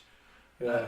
And so it's like, this is fucking taking a lot of time, man. I've got a lot of moments to write about. I'm not going to be able to keep this up, so I would start fucking around on my phone a bit and just giving myself like tidbits. A tidbit. Yeah. Exactly. Like a little bit, like a 2-sentence. Like, I went to Sintra, Portugal, sat in this park, and I want myself to remember how fucking fantastic I felt. I didn't actually write that note. Yeah. But like, that's the gist of it. That's what I did for a lot of moments, and I think that's important. Man. Yeah, I kept a blog while I was traveling. Oh yeah, you kept a very good blog. I like that and blog. I checked that out. I wrote more than what I put in there, but some of it didn't make the cut. Some of it didn't make the cut. Some of it's just for you. I mean, not necessarily just me, but some of it I didn't want to share publicly. Sure. Not necessarily for like any particular reason. Yeah. But towards like at the beginning, it wasn't hard for me to sit down at the end of the day and write about what I did. Mm-hmm. But after a week or so of doing this every day, I wrote a decent bit, and it would take me a while. And some days I didn't. You can't half-ass it either. No, and some days I just did not want to do it. Yeah. But I did it every day, and in hindsight, I'm so glad that I did. Of course, do it. yeah. So you did it every day. Every day, yeah. Wow, good for you, man. Yeah. That takes dedication. Yeah, some days I was really not. I can't say I did anything every day. there was not one thing that it's like, okay, every day I was so. Yeah, if you look at it, it's like each place I went like day 1, day 2, day 3. That's great. That's so sick. That is really cool for sure. It's sick, man. I think Scott touched on something really good there.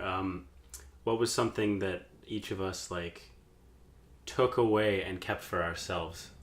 And like, you don't have to obviously show everybody because that kind of defeats the purpose. But like, for me, it was definitely like I had my camera on my hip pretty much everywhere I went in Japan. I was basically just like an amateur photographer going through Japan. It was an interesting experience in that respect. But I have a lot of photos that I intend on like not showing anyone that I've kept for myself because of like a certain thing. A lot of the time it's like, oh, I'm cool, I got that shot, or like, oh, this is just for me. I enjoy this. And even the same thing with me, maybe probably not to the same degree, but even some of the things, like if I showed you the picture, it'd mean nothing to you. Exactly, that's the thing, is it doesn't have to, right? And that's like something that I struggled with when I got back is like, see, I had it lucky with Trevor because when he came back from Japan, this is before I had gone to Australia, we sat down, we did one of these. Yeah. And it's honestly so weird because usually like your buddy gets back from a trip, you're like, oh hey, quick little thoughts on the trip, and then you've got like months after for little tidbits to be added in, just like, oh actually this is in Japan. Trevor and I sat down for like two and a half hours, and then after that it was just like, you don't have much more to say because I already know it all. Yeah. But you're gonna have bits from me for the next like 7 years, man. Bro. Yeah, ever. It's true. Yeah. Coming back, it's like I just had, like physically, mentally, emotionally. I'll even say like spiritually, like such, like something I've never done before. Such an experience that like. Of course, it changed me, and I don't even know how it's like changed me yet. Yeah, It's like so. But you can feel that it has for sure. Even but if you then, don't know how. Like my biggest fear is like, how am I gonna tell people anything? And then it's overwhelming to try to. Oh, tell me about it. Yeah. My flight back, I was fucking obsessing over that. I'm like, how am I? I was thinking about that the whole trip. Yeah. But when I was coming back on the flight, especially. is when it's like, all right, man. People are gonna ask. People are gonna want to know, what the fuck did I do for the last 6 months? How do I tell them? I've got some photos. I've got a lot of stories. I've got a lot of memories, but I've got a lot of things I don't want to tell. Yeah. I've got a lot of things that are personal. I've got a lot of things that I'll only tell my closest buddies. Yeah. And I've got some things that I'll tell my parents. I've got, you know, but it's like, how do I disseminate all this in an appropriate manner that'll give people what they want? Yeah. And also give me what I want, but also make us all happy. Yeah. The statement and like, you can only really describe that feeling, or people can only empathize with you if they've been there, you know, like if they came back from a trip and then had to describe it. Like when I came back, and then the first time we had like a big group hangout, I'm like, who's gonna be the one, you know, who's gonna be the one to be like, so how was your trip? I loathe those words. And what do you say to those words? I know. It was good. That's actually what you say. That's what you say. And the conversation's over. You don't go any further because with it. Every day at work, pretty much. Every day at work with people you're not close with enough to. Oh, let me tell you. Yeah, exactly. And like, how do you have to like in my situation, like we show up, like we're having a big group hangout. I'm not gonna be like, all right, everyone sit down. So I land at this, you know. Yeah. Like when I first you kind of want it to come up organically too. Yeah, exactly. When I first got back to work, luckily my boss, who I'm pretty close with, he's done tons of traveling, like solo with buddies, whatever. And then he put the pin on the head, nailed the pin on nail. Hit I know what nail on the head. Hit the nail on the head. Hit the nail on the head. He's just like we're just planting bare root plants, you know. It's like snow outside. He's like, you find you have a really hard time like talking about your trip, you know, like telling people. I'm like, yes, yes, I do. And like I think about even with like my girlfriend, man, like anybody. I was texting her, like I texted her every day when I was there, right? Giving like, oh, I did this, I did that, I did this, I did that. But it's like, you're still not describing it the way you experience it. It's impossible. Really, it's like if that's the beauty of traveling right there, boys. Yeah. That's the beauty of it. Like sometimes you can't even just put it into I think even what we were saying about somebody asks you how it was, like it seems ridiculous to only say good. But that's all you can say. That's true. I mean, so how was your trip? Changed my life. Yeah. You know, beer pong, you know, like you can't. I think I've developed a pretty good answer, like at this point now, because so many people are seeing me after like 6 months, and they're like, for the first time, tell me about your trip, and I'm just like, you know what? Honestly, I got to do everything I wanted to do, and I couldn't be happier with the trip. Yeah. Like I think that is a good answer. I was really fortunate. I got to travel. I got some independence. I got to study, and it was. I loved it. Leave it at that. Yeah. That's just enough words. You can't go deeper than that without opening up a box or many boxes. Exactly. Yeah. Ladders that lead to chutes, to chutes, to chutes. Yeah. Or snakes. Oh, I'm fired up for camping now, boys. It's gonna be good. Yeah, it should be good. Even like as awesome as this podcast is, I can't tell you about all the places I've been, and like it's impossible. You know, I can't tell you about all the experiences, But that's part of the beauty of it, like you were saying before, is having experienced all that.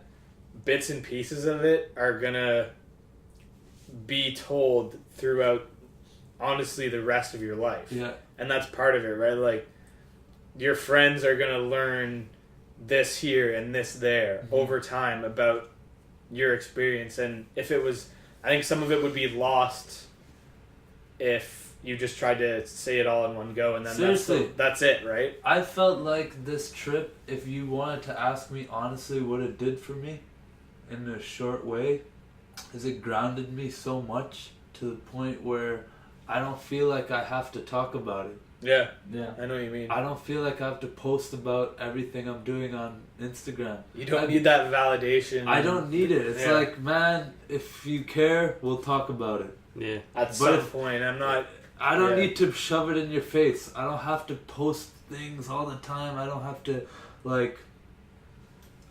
to, show off that, oh, look, I travel. I 100% agree with you. Because that's not what the thing is. But that's not knocking people who do share things. That's fine. But it's like... It's not what you're seeking to get out of it. Exactly. I feel like I got, not to sound cheesy, but something more. Yeah. You know? I'm so happy There's no way of not making it sound cheesy or making it sound like a cliche. My lack of talking about it is like contentness. Yeah. That's not a word, but I'm just purely happy with it. Yeah. So it's like, when we talk about it, I'll tell you stories. I got stories.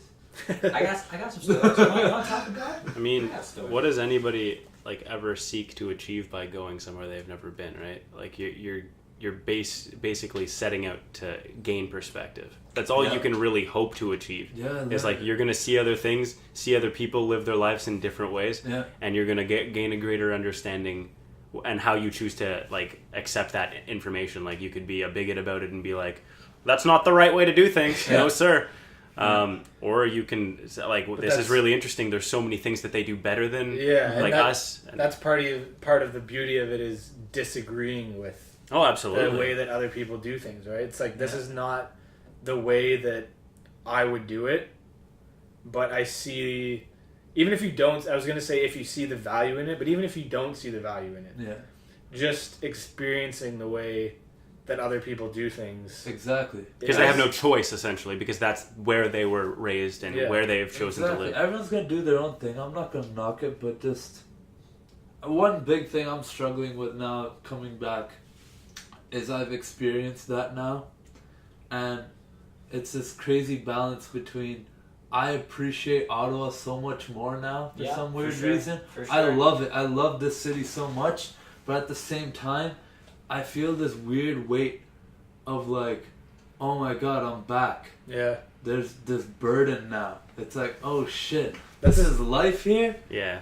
You had no responsibilities when you were traveling. Is this really life here? That's a serious thing, and I don't know if they talked to you about it, but part of my like pre-travel briefing, because post-travel depression or whatever. I don't know if that's what is that a big thing. Well, the big thing is that, like, you know how people they get like homesick sort of thing. Yeah. You get like the reverse of homesick when you come back. Yeah. I think I'm guilty of that. There's actually they've laid out steps. I can tell you what they are. Yeah. But there's like actual steps and like how people feel it. Yeah. And like in general, like that's how when you do travel, you feel the initial shock. You feel excited for a bit, then you miss family a lot. Then you get really comfortable. That's it, exactly. Then, like, after, I think, 4 or 5 months, you actually start to become acclimated and you feel like a local. I actually started to feel like this is home at, like, the 4 or 5 month mark. When you've been there that long. Yeah. I'm like, this is home. Yeah, no, I'm going back. When I would travel somewhere and come back, I'm like, oh, I'm home. You get the home feeling. I'm home. Oh. Yeah. Let me just, I'm home. Yeah. This is home. Crazy. Yeah, isn't that crazy? It's insane. Because home is so subjective, but still, you know that home is Ottawa. Yeah, but it doesn't have to be. I don't know about you, but I did get the same thing where when I was there for that long, like, that legitimately felt like home to me. Yeah. And then when I came back to what was actually my home for the first little bit, if I was here for 2 days and then went back there, I would feel more at home there. It's so crazy. Until 100%. You get adjusted to being. I'm in a weird spot right now, man, because it's like that but prolonged. Yeah. It's like I'm here, I'm physically here, even my mind's here, but it's like I'm just a little uncomfortable. I got that home really bad as well. Yeah, I got that really bad. Like, even with 3 weeks, like, it was just a matter of, I think a big thing is, like, you're completely botching your routine. Especially in my case, like, I'm a creature of routine. Like, if I think that's good for you? Yeah, absolutely. Botching the routine? No. The opposite. Having a routine is really important. Like, having that same sleep cycle every day, like, eating at the same times every day. Like, get your body used to something, because a machine that knows what it's doing and what it's dealing with is going to be more efficient than one that's thrown over. We're not meant to be hopping around on planes. No. And like you feel it. Time zone. Don't pretend you don't feel it. We're tribal. Aren't we supposed to be in like groups of 50 people and never leave that? But also equally as important is experiencing something other than that routine. Absolutely. But like you're gonna feel it. Of course, you're gonna, and especially like with Japan, other side of the earth, right? So like, it's like cool. I had this great routine, feeling healthy. Go to Japan, throw everything's out the window. You're living a different life for this. You come back, it's that routine you had is gone. You can't just get that back. It's like you have to work start from scratch, and it was rough because like it had taken me like quite a long time to like really settle into that and feel good about things. And then it was just like. It was all gone. So in a way, Japan was an amazing experience. It's like hitting the reset button. It is. It is, yeah. And that's not always a good thing. No. And in my case, it really wasn't. I think people who travel for a living really have like they have to have a different perspective on things. First of all, they hate it.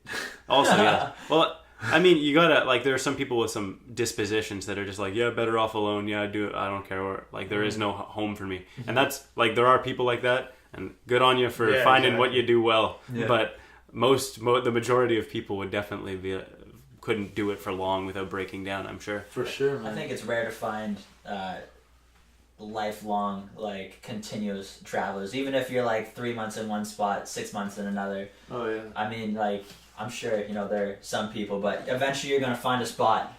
You could say the same about, like, marriage. Sorry, continue.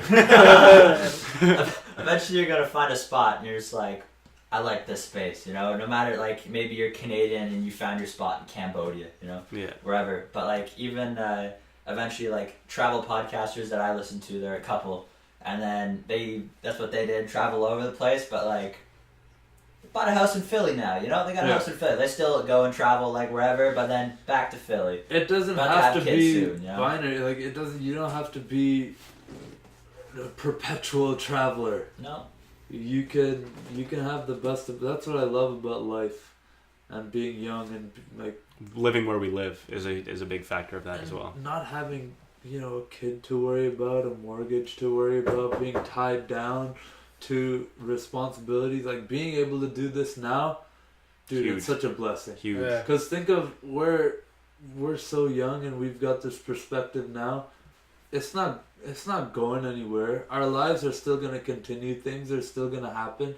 But that's the one thing you can guarantee. You're still going to know that I like traveling. I'm going to want to travel, but that doesn't mean I'm just going to travel. Yeah. Like it's good to be grounded somewhere and have a home base, somewhere to come back to. But experiencing things outside your city is important. I think Tom's going to be the next one to find that out. Yeah? Yeah. What do you think an ideal place for him is? Ideal place for Tom would be somewhere in South America. That's legit what I was just about to say. I think somewhere like... I think you could do a sick Thailand trip or something like that. Yeah, or Southeast Asia maybe. Yeah. Southeast somewhere Asia, free. I feel like Tom wouldn't fuck with it because it'd be a little much. Maybe. It's a lot, man. Southeast Asia, like I have a Norwegian friend I made who just did 4 months. He did all the Cambodia, Thailand, all. Vietnam. My roommate from university is in Vietnam right now, and he's doing that. Which one? Bernie. Of course. Yeah. Probably telling jokes all up and down. It's so doable. Yeah. It's actually really cheap. Yeah. That's why so many people go. It's becoming one of the main places. Yeah, I feel like Tom would really fuck with South America, like do Peru and like Patagonia. Yeah. Peru would be really good for him, I think. Patagonia is like way at the bottom of. Excuse my geographic knowledge right now. Where's Costa Rica? Costa Rica is like just below the states, east of Cuba, I think. I feel like Tom would really fuck with Costa Rica. Also somewhat, it's American dollar. Cheap to fly there. Yeah. Interesting. It's Patagonia, sorry. Patagonia, again, we're not geography majors here. But if you're looking at the Horn, it's not in one country. It's like a region. Yeah. Okay. Okay. Yeah. I know it as a jacket brand. Yeah, I was gonna say. I see it on the hats. Apparently, it's a really good brand though. So I've heard. Exactly. Their whole mission statement is like clothes that last. Yeah. Like they're trying to stop like you buy a t-shirt at Walmart, Last throw it out in like a year. I can or two, respect that. Yeah, for sure. Which is pretty cool. Yeah. We need more businesses like that. I like that. You buy it once, but the problem is I'm the type of guy that loses shit. Yeah. So stop losing your Well, stuff. then man. someone else gets it and gets to keep it. And There you go. Takes They care got of it. that. They got that For life. Patagonia If nothing jacket else, for yeah. a long time. Yeah. There you go. You got that jacket for a long time. Enjoy that. You keep that. It cost me fucking $2,000. Did you find because again, and this is touching on a lot of what we've already said, but you know, because you're going solo and like you have all these freedoms, did any of you guys get like slapped in the face with like the big dick of freedom versus like Having some kind of restraint almost like finding a balance? Yeah, I got hit with that because like I was saying before, I only had class twice a week. So I did do some weekend trips with a lot of exchange students that I met. And so I've seen both sides of the coin. I had to travel fucking 12 people in a hostel. That's crazy. I did Copenhagen with I think 10 people, not including myself. Do you see the weird statues on Reddit in Copenhagen? There's a lot of statues there. There's some creepy statues there. This one set was a bunch of like naked black like skeleton children. Yeah, I think I saw that. Really creepy. Yeah, the reason it's there is to just scare people. Nice. Arts, man. Copenhagen's a really cool city. I loved it, but I feel like I enjoyed the fuck out of it. And the people I went with were awesome, but it was too many fucking people. Yeah. Having to stop everywhere and do all these things that all the ladies wanted to do, and then the guys wanted to do this, and this, I wanted to do this. It's fucking It's a lot, yeah. It's a constraint. It is a lot. But I also did travel with just one person in Greece once. And I kind of did like it because it pushed me to do some things that you might not have done otherwise. Exactly. Or maybe not thought of doing. Yeah. I wouldn't have thought about going on a 4x4 That's cool. and just rip around islands and go island hopping if it wasn't Sounds for... awesome. I basically, like... I was just talking with a friend there in Norway about, hey man, we should like, I want to hit up Greece. Like, where would you want to hit up in Greece? And he's like, these islands are sick. I'm like, these islands are pretty sick too. I'm like, why don't we do all of them? Hey! so we did. But if I didn't have like him there, I probably wouldn't have done some things. Yeah, and of course. Granted, some of these things were maybe not like we partied a lot in Greece, but because there were a lot of party islands in Greece, and that's like kind of what you did. But I feel like if I went alone, maybe I wouldn't have had as much confidence to go out alone because it's a little weird. It's different, yeah. For sure. It's a little weird, like going out to a club solo. Yeah, you gotta have some balls to do it. Jason Derulo. I had to bring it there. But that's like the awesome thing about hostels. Yeah, because you always meet amazing fucking people, and then you chill with them, and you do what they're doing, or they do what you were doing. Yeah, that's the best. A lot of the hostels I were at, there's like, all right, Wednesday nights are barbecues, like Thursday nights are this, free pancakes on Sunday, or like Friday nights it's like pub crawl. Oh, nice. And like in Brisbane, I did this one pub crawl, and it started off as like you take your name tag, you put your name on it, like as like basic as can be, but like meet pretty cool people, and then you just go to clubs, like listen to like live. They had a lot of live music, and you actually that's how I met my people in Brisbane, you know. Yeah. Which was cool. But on the just being hit with all this freedom, like I found a big thing for me was like going. Here you go, Trevor. Have the last chocolate, buddy. There you go. Just eyeing it. Having all that freedom, I found, especially in Australia, man, it's like the whole place is like a playground.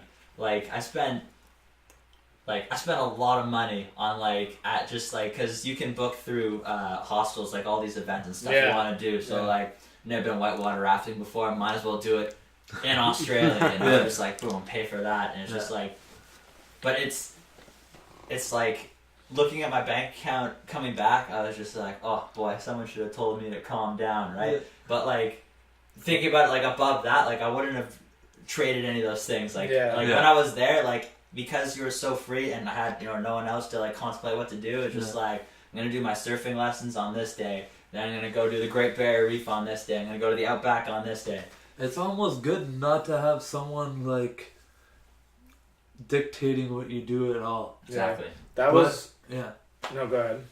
No, I kind of forgot what I was gonna say. Go ahead. That was one of the great things about hostels I found, and more so especially the ones that weren't like the big, super like chain like business driven ones. Yeah. Is you got that bit of traveling with somebody else. Like a lot of places I would meet somebody and I'd do like part of the day with them or one day with them, and you got that part of being with somebody else and maybe doing things that you wouldn't have done otherwise, but then also not being tied down to someone else. Yeah. Mm-hmm. And it made me do things that like I was saying, like that what I might not have done otherwise, but I also wasn't in that boat where it's like, okay, I did these things that I maybe didn't want to do today, but tomorrow I'm just going on my own and I'm doing everything that I just want to do tomorrow. And no one can tell you like, hey, no. Yeah. You hung out with us yesterday. You have to hang out with us today. Sorry. We are waking up at 10 tomorrow, and then we're going to the gardens. Yeah.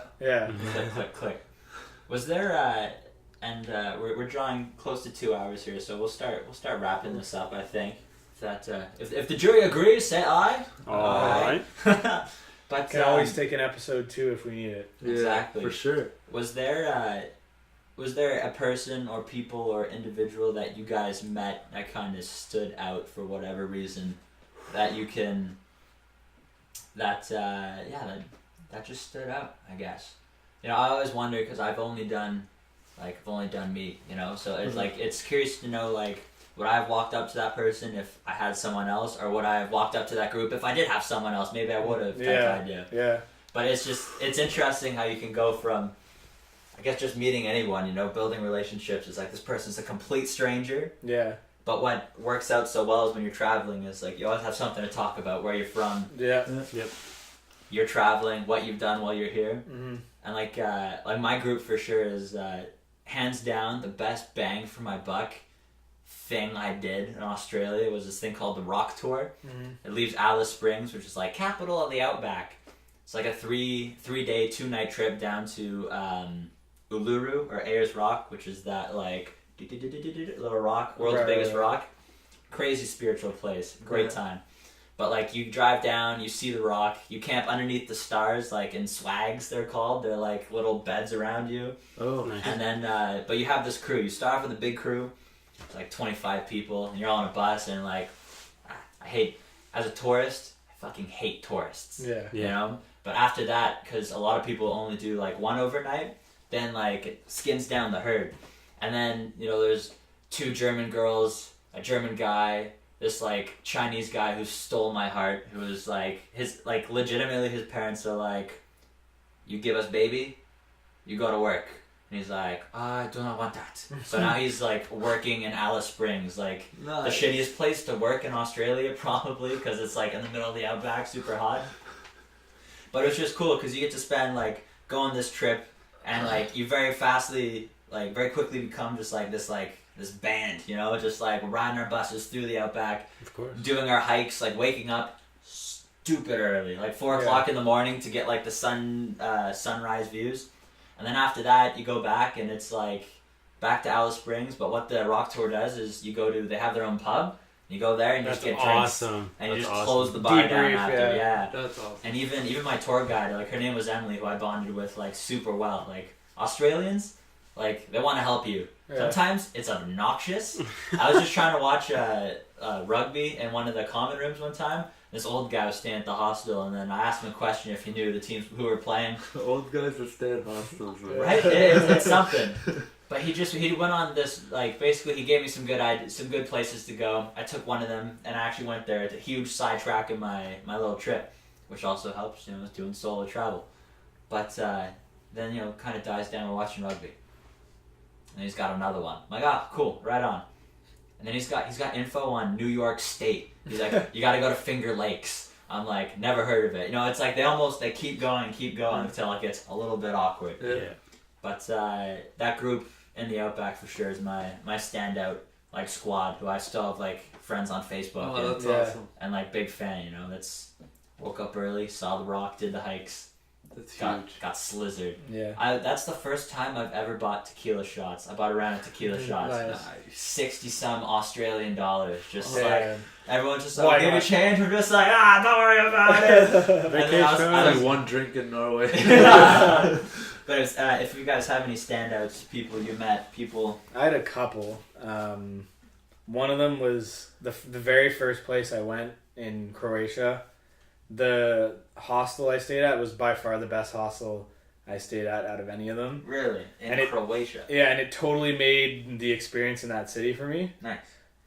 Basically what it was is it's a house, and this guy who used to be a backpacker himself decided that kind of when he was done doing his own traveling, he wanted to be able to create an experience for people visiting his city because he was from there. Mm-hmm. So basically he bought a house, like a large enough house, and made it a hostel. And there was a lot of people who were there, staying there, that were long term. Really? Yeah, people who had been living in this house for months. That's so crazy. Or they were traveling and it became their home base. That's so cool. Yeah. There's man. people who would go and then 3 weeks later they'd come back to this place and they'd be there for a week, and then they'd go somewhere else and then come back to this place for a week. That is awesome, actually. And that guy, I forget his name now, some Croatian name. What does a Croatian name sound like? Like Russian names, or kind of Slavic almost. An example of a Croatian name that I can think of is there's this electric hypercar. Okay. And the guy who made it is Croatian, and his name is Mate. Mate? Mate Rimac. Oh, I like it. I'm obviously not pronouncing it right at all. But anyways, so yeah, this hostel owner, nicest guy in the world, and made me feel right at home right away. That's awesome. The second morning I was there, he went into town and he bought this cornbread sort of stuff. Okay. And he's like, you have to try this. Gives me a piece of it. Awesome. It was awesome. Mm-hmm. He's telling me all this stuff. The way they had it set up is in his backyard he had picnic tables, and he had a little mini kitchen and everything. So in the morning everyone was out there having coffee, talking, whatever. And on my last day there, the thing I found is I was there for 3 days, and I did the city pretty quickly, and on the third day I was kind of trying to figure out what I was going to do. Right. And there was still a couple spots that I wanted to hit, but I asked him what he thought I should do. And his recommendation is there's this amazing cemetery on the top of a hill there that is one of the places that I still wanted to go to. Right. So he showed me a route because he's like, do you mind walking? I was like, no. I've been walking, my whole thing was I was going to walk as much as possible throughout the whole trip. So he gave me this route, and I walked through a bunch of the city that there's no way I would have walked through otherwise. Mm-hmm. Walking through random neighborhoods. I walked through this forest for 45 minutes, and I was by myself. That's so cool. Yeah, it was awesome. And then eventually coming out towards where the cemetery was, and this cemetery was insane. It was normally a cemetery you think doom and gloom, death, etc. Right. It's the most beautiful cemetery ever. Flowers, trees everywhere. It was a happy cemetery. It was awesome. Wow. No, that's really cool. But yeah, this guy made that city so much more of an experience for me just by being into me experiencing experiencing his city in the right way and showing me things that were a little bit off the beaten path. Shows That's like very cool. He has so much pride in his city. Yeah, like and he recognizes and loves his city. And yeah, and it made it so much better for me because he did that. It shows how badly he just wants to have people experience it. Yeah, like it was beautiful, honestly, that he loved his city so much that he was willing to go to those lengths to make my experience of it that great. That much better. I love it. That's awesome. Yes. Anyone ever know, Mr. Trevor? I do, and yes. I'll keep her name out of it, but we know why. Drama at home. No. But it was Kyoto, and Kyoto is probably one of my favorite cities anyways, just because everybody bikes there, and it's just, there's so much to see, and it's like the old capital of Japan, so it's just gorgeous. And she was basically like not really getting hit on, but like I feel like anytime a guy talks to a girl for the first time, they're kind of like putting on the moves, like it's like me please, potential mate. Yeah, You're exactly. They're putting the foot in the water. Just yeah, exactly. So I'm sitting in my hostel bed, like with the curtain closed, and I just hear this conversation, and it's just this guy trying to know what, like, sound like he knows what he's talking about like places to see in the area, and I'm just like, gotta check out this one place, bro, because the temple was unreal. I was like, should I intervene? And I wasn't Trevor. feeling it. Like I hadn't really talked to anybody the entire trip. It was very, very much a solo trip. Like this was me in my head versus Japan kind of thing. But so I finally decided, fuck it. I go out and just like, you want to see some cool spots? Pull out a map, because I had already talked to the hostel, the person who was manning the hostel. You want to see some cool spots? Well, no, I asked. I was like, good places to eat, good places to see. This is how much time I have. Tell me what I should go do. And yeah, so I was just like, here are a bunch of things that I haven't done yet, and then I'm probably going to go do tomorrow. And so we basically just sat down like 20, 30 minutes in. The other guy was like, I'm going to go to the bar. See you guys down there. We were like, yeah. We finished making our plan.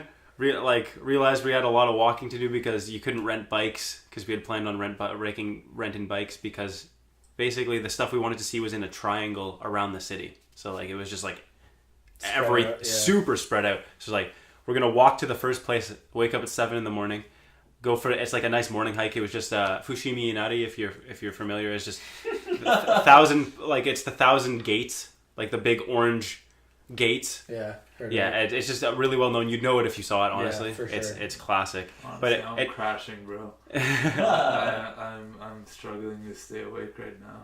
Okay, it's not you. No, it's all good. But 10 p.m. It's like a hike with gates, much more spiritual, because it's like like very shrine heavy, like very religious. So we hiked that. Went back down. On our way back, she was like, let's go get food at this random little place. I was like, that's somewhere I would never have gone. Did she put her hands up like that? Or? No.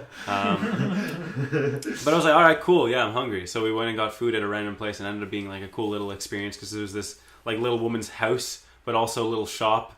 But it was like super tiny, a little TV there. Those are always the best places. It was so bizarre, but like the food was good. She definitely just threw it in a microwave. What kind of food? It was udon, I believe. Nice. So like soup, noodles, beef, really like good. just and Japan just does it so well. And they really do. So like their food was probably my favorite part of the Japanese experience, for sure.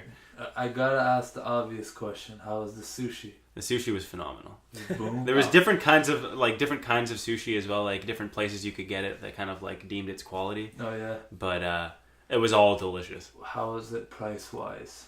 It was pretty affordable. It was like, if you were going to pay here for the buffet, you could pay $16. So like, let's just say like 15,000 yen. No, That inflation. 1,500 yen. Sorry. Yeah, 1,500 yen. So like $15, $17, like in that price range, and you could be full. Damn. So you just because everything's by piece. Okay. Right? But like rice and fish will fill you up quickly. Yeah. So it's a matter of saying like what I want and how much of it. And like, I spent like $11, $12 on quality sushi and was full. Yeah, so I was walking away really happy, because like I had amazing food for less than I would here. And it's like, man. Awesome. Yeah. I love that, man. But yeah, just quickly wrapping up the girl. The girl. We just hit all the spots we were planning on it with our bikes, but then afterwards it was just like, cool, what do we do now? We go to a place, get food and drinks, and it was just like a nice celebration of like what we had accomplished that day. three different not tourist places, but three different completely different, you could spend the whole day kind of places. Yeah. We went to all three. I was like, man, what a busiest day I had. Yeah. Busiest day I had 100%, but it was definitely one of the most memorable because of her, for sure, because again, took me out of my comfort zone, did things that I wouldn't have done, and just having a new person to experience things with as well. It's just like you get to kind of like bounce your personality off someone and see how they take it, right? It's super important. It is. And yeah, that's that. I wish I could contribute more to that. I'm just dying right now. I think we should wrap this up. Yeah. With a quote or a saying, like a general rule. No. I'm just like travel, motherfuckers. A last note, like travel. Think about where you want to go. It's super important. Like it has to be important to you. Don't just pick somewhere because people have been there and they say it's nice. Yeah. Like find your own and just go. Yeah. Don't overthink it. It's not that expensive these days. It really isn't. It's never, so worth it. It's never been easier too. Yeah. And it's not like you have to go on this finding yourself journey. No, not at all. There's no pressure. Just fucking go. And if you like it, you like it. If you don't, you don't. Go somewhere else. And you're honestly more likely to find, quote unquote, find yourself when you're not looking to do that. Ooh. That's the quote. There it is. That's the quote. That's the quote. Thanks for this, boys. Yeah, appreciate it. It was a pleasure. Shot, yeah. We've been trying to get this one together for a while. Yeah, and, I'm sorry. Hey, all parties are responsible. There's no one person, Deepak, who is responsible. But no. We won't name names, but we'll point fingers since there's no camera. But no, travel's a great thing. Everyone should do it.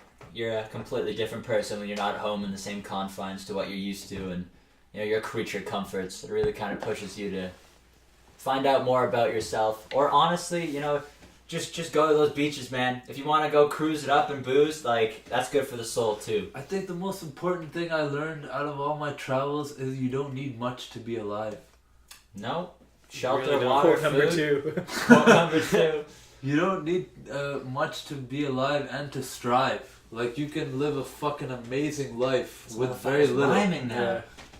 Throwing rhymes in the quotes, dog. I don't obviously when you were in Norway. You could only take so much with you, and that's one of the things that I took out of it is like, you need so little to actually a backpack. Yeah, everything you need in life you could put in a backpack.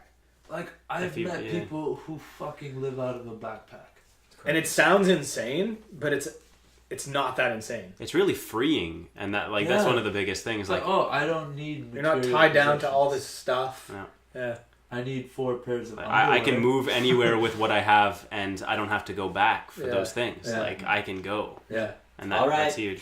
I'm shutting this bitch down. Woo! It was a pleasure, guys. It was. Honestly, this whole podcast that doesn't have a name, it's not a travel podcast, but so far I've only spoken about Trevor's Japan journey, and then this solo travel, and then I've got another thing I'm working on, which is just like an Australian tilt. So we talked about tuition for a bit. Yeah, exactly. Got to link up. Even just a microphone in front of 2 people, you can always come up with something. Honestly, like it's a blast. This is a conversation that it's almost like a forced conversation. But not, you're just here to have a conversation. I was fucking nervous coming. But it's a good forum. I've never done this. I'm like, I don't know. Should I talk different? Should I articulate a bit more? Oh, I hate the sound of my voice when it's recorded. Everyone does. Yeah. All right, I'm shutting this bitch down. Right. V2, have a good night, everybody. It's been a pleasure. It's been a pleasure. It's been a pleasure. It's been a pleasure. It's been a pleasure. It's been a pleasure.